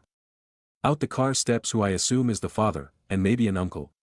Not sure, was an older gentleman with gray hair, and the father steps in front of me and puts his hand on my chest, stopping me in my tracks. Because I was walking fast, the sudden stop almost causes me to fall back, but luckily I maintain my balance. F, father, you, uncle, M, mother, me, yours truly. F, whoa whoa whoa, hey now. That's far enough. Me, that's my dog, she just took my dog. I'm shouting at this point, making sure I get the attention of anyone else around. You, no TSK and gets in my face and wags his finger at me. He's ours. We found him. We adopted him. Legally. F, you stop, be quiet. M is on the other side of the car, watching us, holding her kid's shoulder, still not inside the car. Me, you like that finger, then you'll keep it out of my face. Give me back MY. Dog, you, waves his hand at me and scoffs. F, that ain't your fucking dog, and he can put his finger wherever the fuck he wants to. Jabs his finger in my chest. Me, taking a step back and lift my cane up. Don't let this thing fool you. Give me back my dog. Now I'm not intimidating by any means. I'm 5 feet 7 inches and wobble around with a cane. F is a foot taller than me despite a beer belly. Had some muscle on his arms. Closest I can get to intimidating is my RBF and loud voice. But I am very defensive when it comes to family. M, shouting from the other side of the car, you already have a dog. We like this one, kid's name deserves it. Look, she's so cute. Me, give me back my dog. F, you better get your dog and get the fuck out before you get hurt, little man. J has made her way over and is standing a few feet behind me. Me, J, car. J turns and heads to the car. An older and a younger woman come up from behind you, who was now silent this whole time but standing by to the side. Asterisk. Younger woman, hey, no, that's not right. We'd been here when you arrived and you didn't have the dog. He did. Points at me. F, do you get in the car? U complies and gets in, and F takes C from her kid's arms and sets her on the ground. Kid says, "Ah, bye doggy. You're cute," and C runs away to join J at my car, but not before running to pick up her ball and J's stuffed toy at the same time, failing, and runs back to the car empty-handed. We better not see you around or you're gonna get fucked. I bite my tongue and set my cane down, glaring at them as they get in their car and drive off, the two women standing next to me. Once the family is gone, the two ask if I'm alright and if I need anything. I say no, thank them for stepping in, apologize to them for having to step in, all is said and done, and I head back to my dogs and pick up their stuff. Back into the car, and back home. I'm currently in my room in bed, slightly shaking with fear. Anger? Don't know, but I'm just glad that things didn't escalate any further. Right now, Jay is stepping all over my chest, and C threw a rawhide at my face, so all is well. Stories number 36. My dad thinks having a child would make me look more stable to employers. As a woman struggling to re-enter the workforce, I found this infuriating. I've been unemployed for quite a long time now. My parents have kept pushing me to consider marriage and children, saying, if it's so hard to find a job, maybe you should just settle down and start a family. But I've told them very clearly, I don't want to think about relationships, marriage, or kids at this stage. Their pressure only made me realize something more clearly. When a woman loses her job, society doesn't try to help her climb back, it tries to drag her down even further. I hadn't talked with them directly about this for a while. I thought maybe, after so many conversations, they had started to understand where I stood. Then one day, out of nowhere, my father said, sometimes if people see you have a kid, they think you're more stable. That might help you get hired. I wasn't shocked, I've heard this kind of thing before, but I was still stunned that he could say it so casually. I replied, if having a child really helped women get jobs, the birth rate wouldn't be this low. I added, sure, maybe some roles, like social work, favor candidates with a stable family life. But that's not the kind of role I'm applying for. And that's not my background. Then he said, so what are you earning money for? You don't eat or wear that much. I said, I don't work just to eat and wear. He paused, then said, well, that's a philosophical question. Later I mentioned that some women with kids want to relocate for work, but HR doesn't trust they'll actually move. Maybe my only advantage is that I don't have that kind of family responsibility, and I can move if needed. I added, almost offhandedly, if only I were a man. He replied instantly, yeah. If you were a man, things would be easier. That sentence was cold and casual, like it wasn't even meant to sting, but it did. He didn't even notice what he was saying. That moment made me realize, I'm not being seen as a person with my own pace and path. I'm being treated like someone who needs to get on with it and stop being inconvenient. My father used to read philosophy when he was young. He loved talking about freedom, self-actualization, purpose. But those words seem to only apply to him. When it comes to me, there's only functionality, settle down, be stable, fulfill a role. I once read a line from Dostoevsky's The Brothers Karamazov, the more I love humanity in general, the less I love man in particular. I think of that a lot. My father talks like he understands people, society, even my generation, but when it comes to me, a specific person sitting right in front of him, he looks away. I've decided that if I ever become a parent, I don't want to be like them. I don't want to impose abstract expectations, duty, legacy, stability, on my child. I want to love someone real. I want my child to be free to become whoever they are, but before that, I just want to become a real person myself.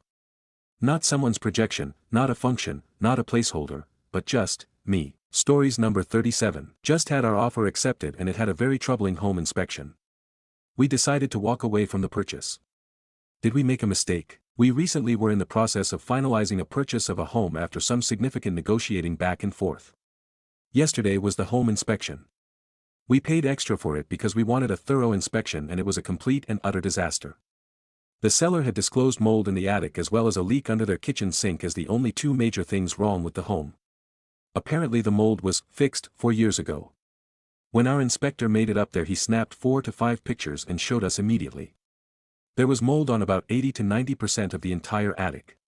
Every board, joist, and insulation was covered in mold. He also found a few bait bags in the attic. On top of this, early on in the inspection he opened a floor vent and discovered it was an old-school, transite vent. Transite vents contain asbestos and he showed us the layer of it. Not only this, it also had mice droppings and an active mouse trap inside. The sellers did not disclose any of this in their disclosure statement. This was very troubling, but we tried to remain positive as he continued. However, as he dug deeper he uncovered multiple spots of the ceilings showing active leaks as well as more mice traps scattered throughout the home. There had to have been a dozen of them throughout. When we went to the open house none of these were out. We even found a trap under the sink which had significant warpage. It's like everywhere he went he uncovered more issues. There was an active roof leak in 3 spots of the home, a crack along a wall outside that could indicate a foundation issue. We tried to stay positive but the costs were adding up insanely fast, and was well above what a seller could offer as a remedy. We went from potentially moving into the home of our dreams to a nightmare in a matter of 2 hours. The seller seemed absolutely shocked and the listing agent even requested a copy of the inspection when we asked to pull out of the deal. It's possible they thought the attic problem was solved, but there is no way they didn't know about the active mouse traps. We didn't feel comfortable having them do any repairs considering how the mold remedy was unfixed as indicated on their disclosure statement 4+ years ago. We are devastated but feel the best solution is to simply walk away.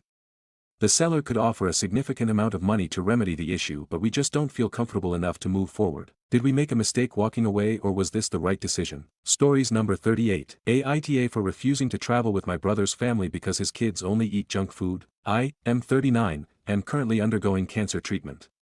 In the end of it all, I am planning to take a holiday with a friend or family member to travel to the other side of the world. I am based in the UK and I am thinking Vietnam, South Korea, Japan or somewhere around there where I have never been. I asked my brother, M43, if he would consider coming with me. He got very excited and said his daughter, F12, and son, M8, would also come along. They are both incredibly picky eaters, and my niece only eats plain beige foods. She won't even have a burger at McDonald's, just chips and nuggets, and that's pretty much 80% of the kids' diet. I know my brother and his wife have tried hard to introduce them to other foods, but they just won't eat it. I love the 2 kids to bits, I really do. However, I want to travel to experience the food culture and that is a major part of it for me. I want to get off the beaten path and experience things in life I haven't been brave enough to experience before.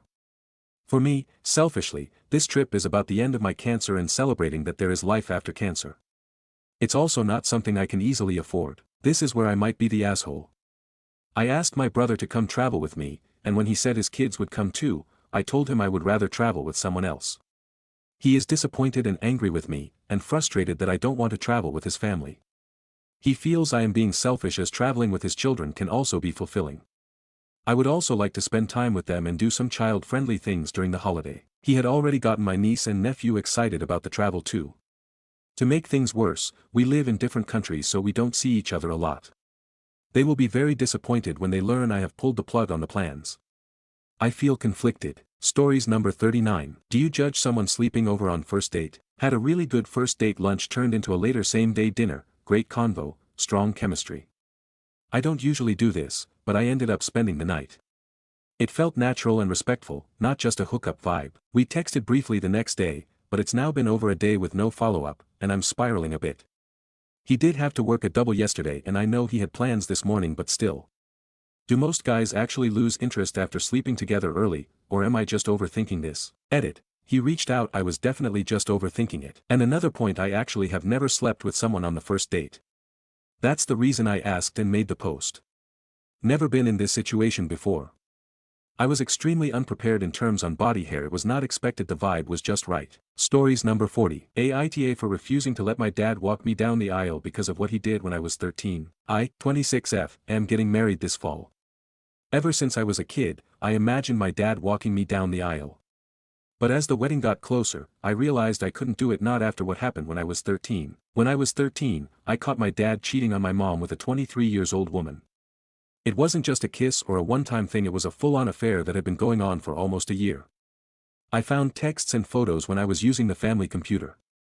I didn't know what to do, so I confronted him privately. He begged me not to tell anyone.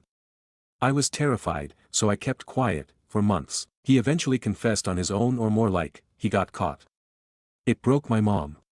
She fell into a depression and honestly never fully recovered. Our family was never the same. I always blamed myself for not speaking up sooner.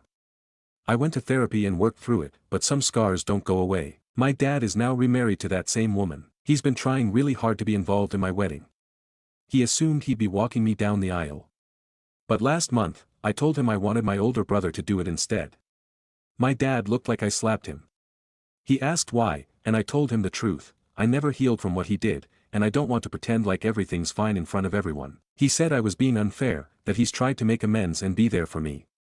My stepmom even called me crying, saying I'm punishing him forever for a mistake he regrets. My fiancé and friends are on my side. They say it's my day, my choice. But some family members, including my grandma, think I'm being bitter and disrespectful. I don't want to ruin the mood on my wedding day.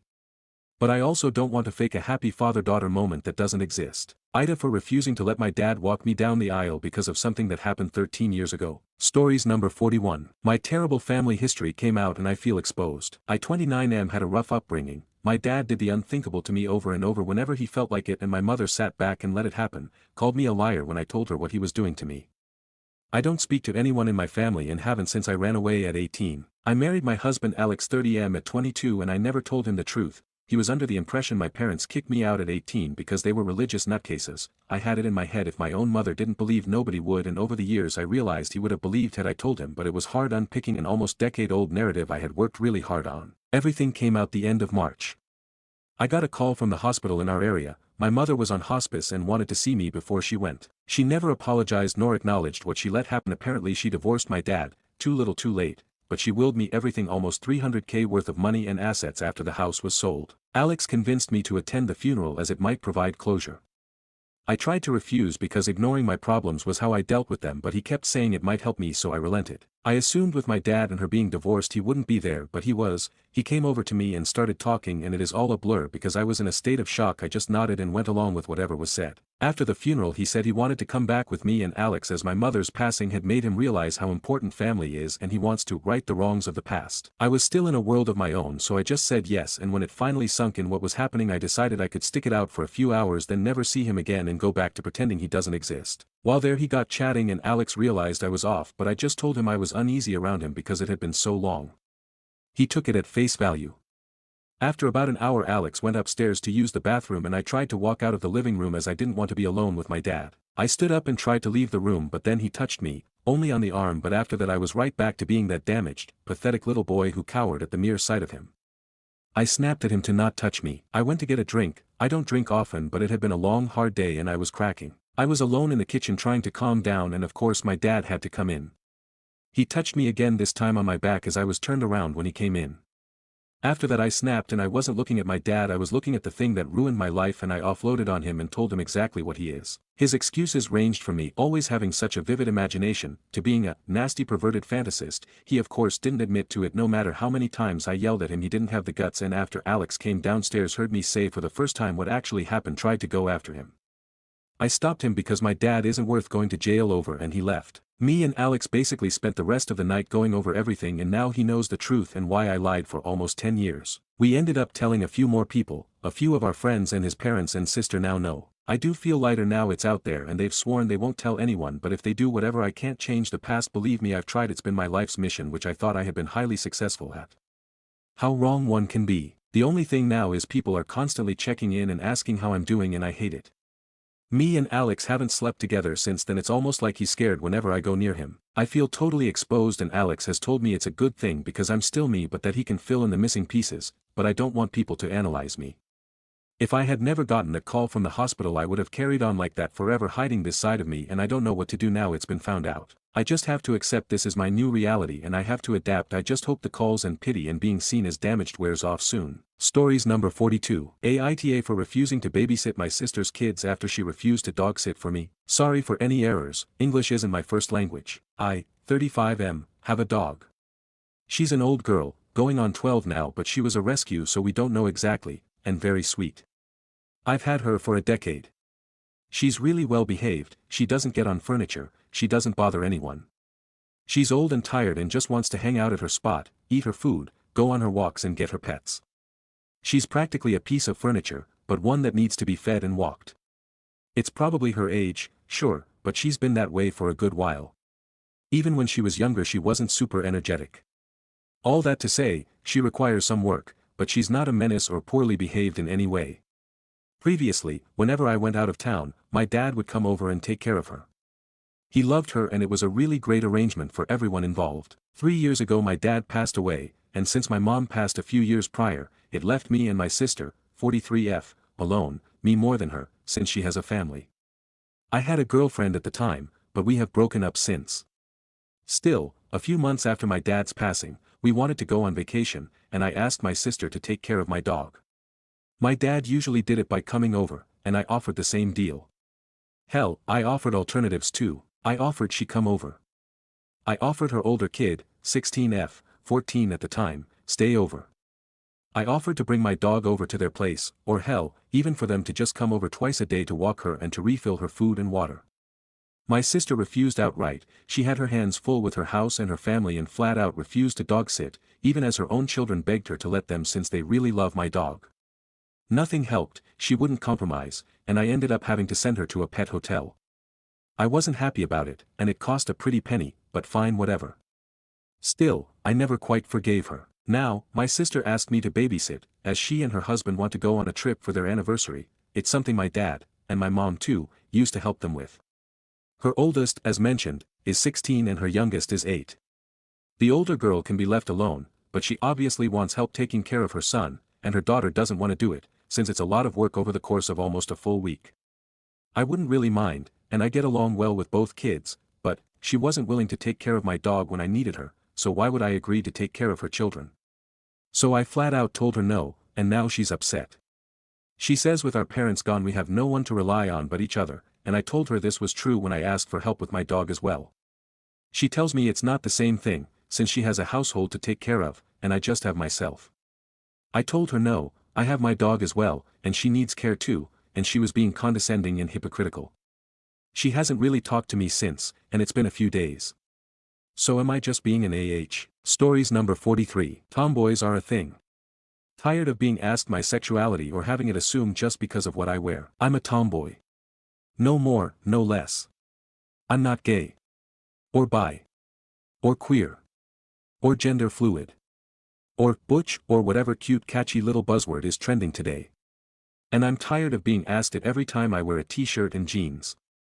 I'm just a fucking tomboy. I wear what I want, when I want. I will be comfortable. And clothes can't fuck. So they shouldn't give anyone any ideas of what I might be down for. But that's something that's been argued for a while even in the LGBTQ community. I've even heard people say that the term is offensive. Since when did that term become derogatory? Or offensive? To WHO? I guess I understand since literally everything is offensive nowadays. I also hate that there don't seem to be any more tomboy characters in TV movies anymore, they just make them lesbian. Which is fine sometimes BC that absolutely needs representation too, but sometimes it comes across as lazy writing in my opinion. I feel like that could send the wrong message to kids in kids movies TV, that every single girl that wears jeans instead of dresses is gay. Sure some might be and that's great. But what about tomboys? I guess I just want to know what happened to the in-between. LOL. It seems to be very either or nowadays. Rant over. And absolutely no hate intended, I absolutely rock with my LGBTQ+ folk. Stories number 44. I think most people underestimate how much presence affects your entire life, not looks, not money, just presence. General discussion. Over the years, I've started to believe there's something even more important than looks, status, or intelligence. It's something harder to define, but you feel it instantly in a person, presence. I don't mean confidence, not exactly. Presence is when someone walks into a room and people notice, even if they're not traditionally good-looking or flashy. It's a kind of quiet gravity. The people who make you feel seen when they talk to you, who aren't rushed, who speak like they mean it, even if they say very little. Some of the most average-looking people I've met have insane presence and they get respect, attention, even romantic interest, just from how they carry themselves. On the flip side, I've met conventionally attractive people who feel invisible because they're awkward or self-conscious. It's something I've been trying to build in myself, not fake confidence, but real energy. Not talking more, but listening better. Not trying to impress, but being grounded. No one teaches you this stuff growing up. We're told to focus on grades, looks, careers, but no one talks about how to build the kind of energy that changes how people respond to you. Maybe that's why some people who have it all still feel empty and others, who you wouldn't expect, quietly light up every room. Anyone else notice this? Stories number 45. Reported my cheating ex who ditched me for a US guy after 8 years of promising and an intense relationship.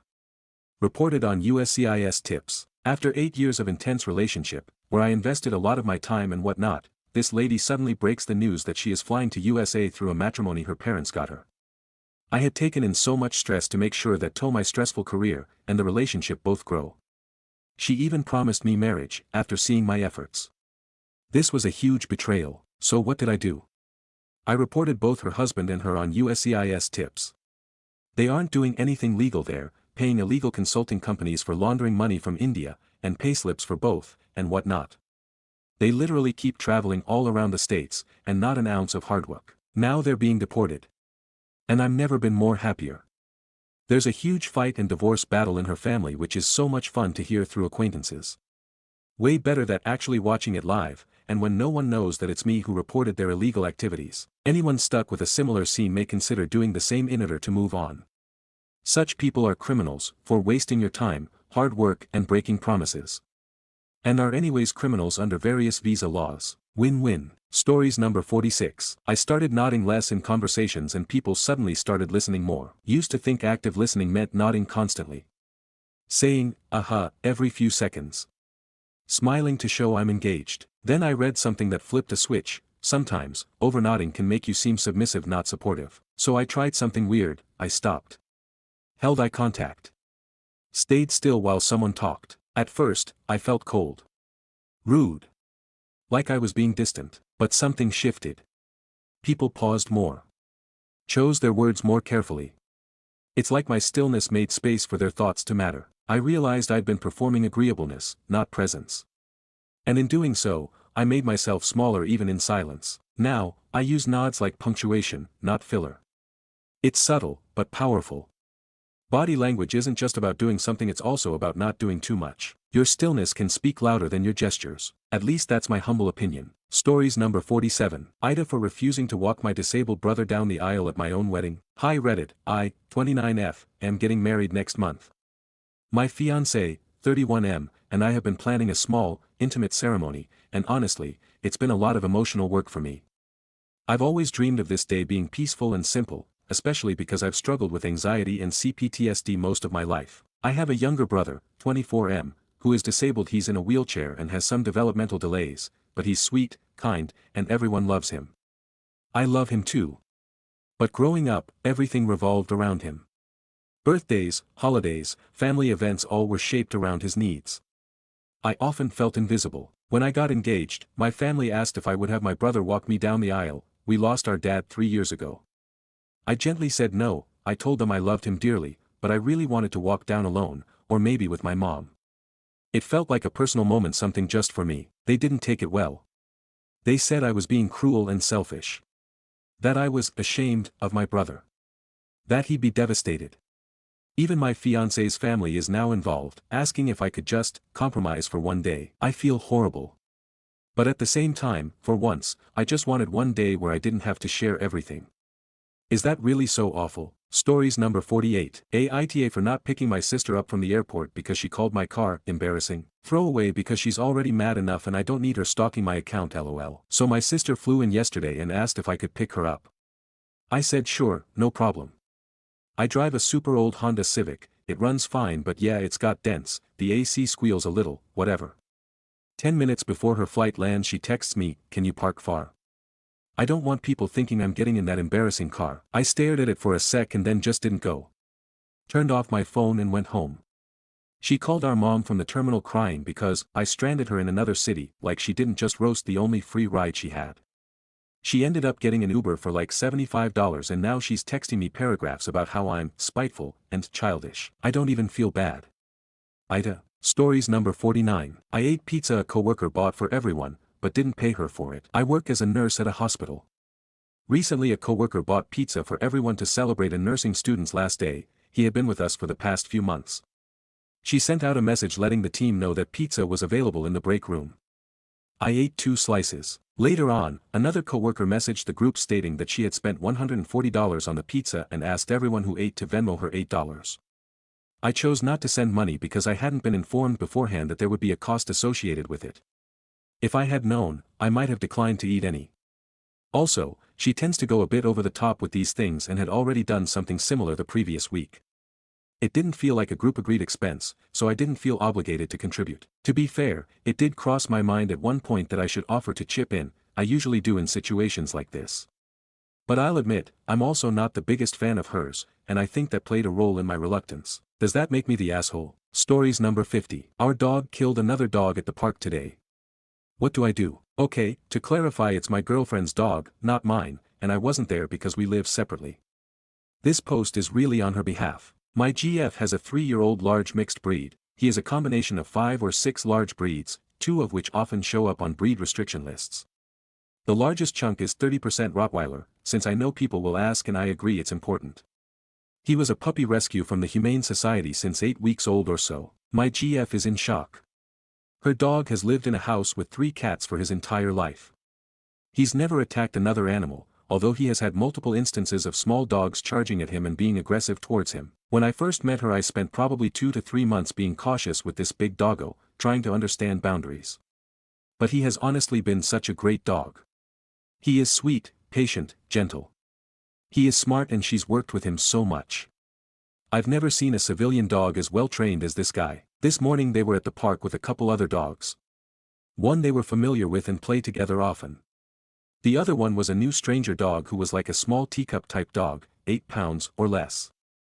For context, our dog is 90 to 100 pounds. The version I heard is that the little teacup was chasing the other friendly dog near a picnic table.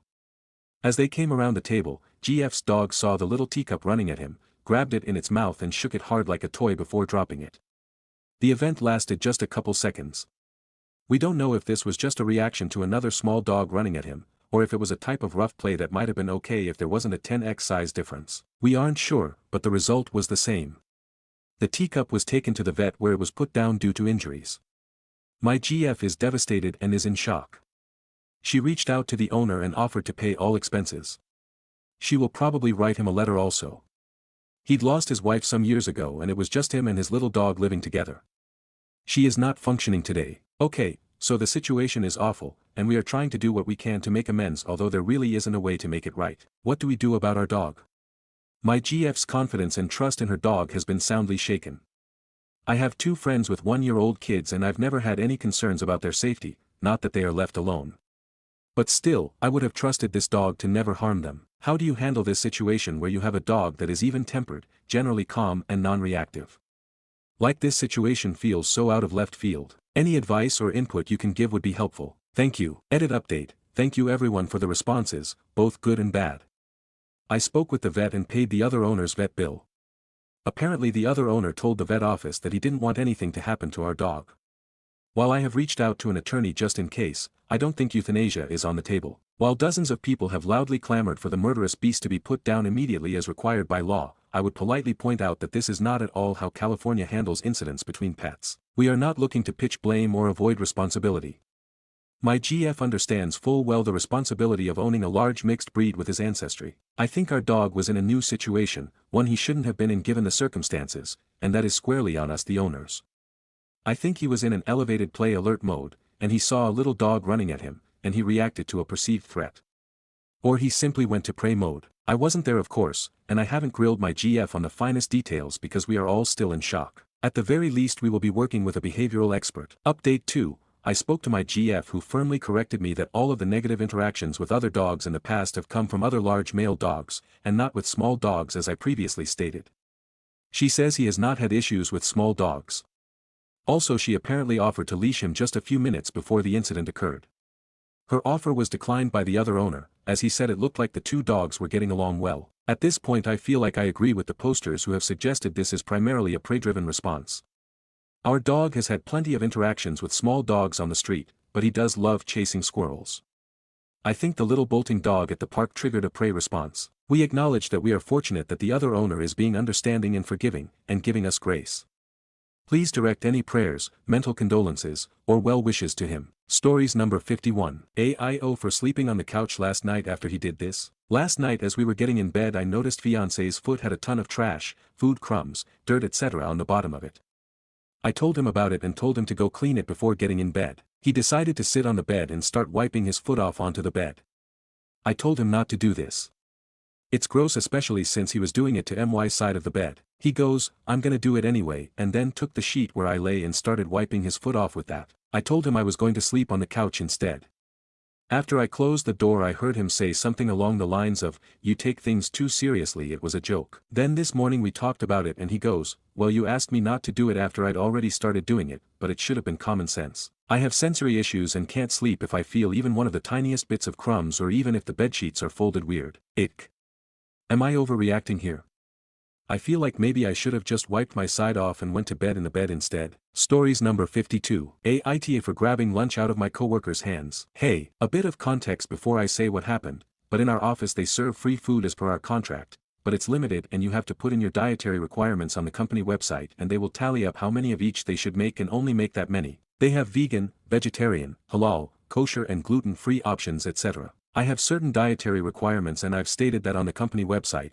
There's only about 4 or 5 other people who have the same requirements, so there will only be that many food items for us to all take. Now the annoying thing is that, some people who in my opinion are entitled as fuck, think it's okay to take food from other dietary sections, leading to people, me included, not being to have the free lunch and having to go buy it from outside the office. This happens almost every day and I see a lot of repeat offenders doing it. Then you also have some twats who take 2 meal boxes, sometimes from different dietary sections. Yesterday, I was extra hangry and a guy 2 places ahead of me in the queue, took 2 boxes, one from the non-dietary requirement section and one from the section I take it from, and it was the last box, since I grabbed lunch quite late. I kinda let my annoyance get the better of me and walked up to him and sarcastically asked him if he's vegan. I already knew he wasn't. He does an awkward laugh and I just yanked it out of his hand. I did it in front of a few people and I was embarrassed after the fact, and HR spoke to us both afterwards, but a couple of my close co-workers think it was asshole thing to do of me.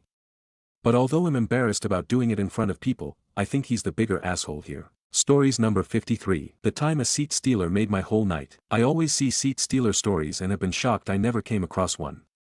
Today while reading someone else's post I realized I actually have had a seat stealer incident, but the coolest thing happened because of it. Now this one could have been an honest mistake on the couple since the seats were pretty much identical, but it was the way the guy reacted that was what sucked. I was supposed to be in 1C and 1D, but the couple with a baby who were supposed to be on the other side. 1A 1B were sitting there.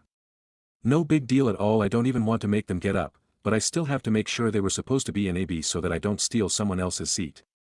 I ask, the guy ignored me. I ask again explaining that I don't care, you're in my seat, will sit on this side, I just want to make sure it's what your original assigning was so that I'm not taking anyone's seat. The husband looks at me weird and was like, yeah it is. Cool, we take the seats and no interaction with them from there. What was awesome is that the flight attendant quietly came up to us, we were up still, it was 1 a.m., mid-flight, and told us to open our window. I got to check off the bucket list that I got to see the northern lights that night. Absolutely gorgeous. Only visible to the left side of the plane, haha. Stories number 54. Aita. Vaping during pregnancy. My fiancée is a little over 7 weeks pregnant, and she has been hiding the fact that she has still been vaping.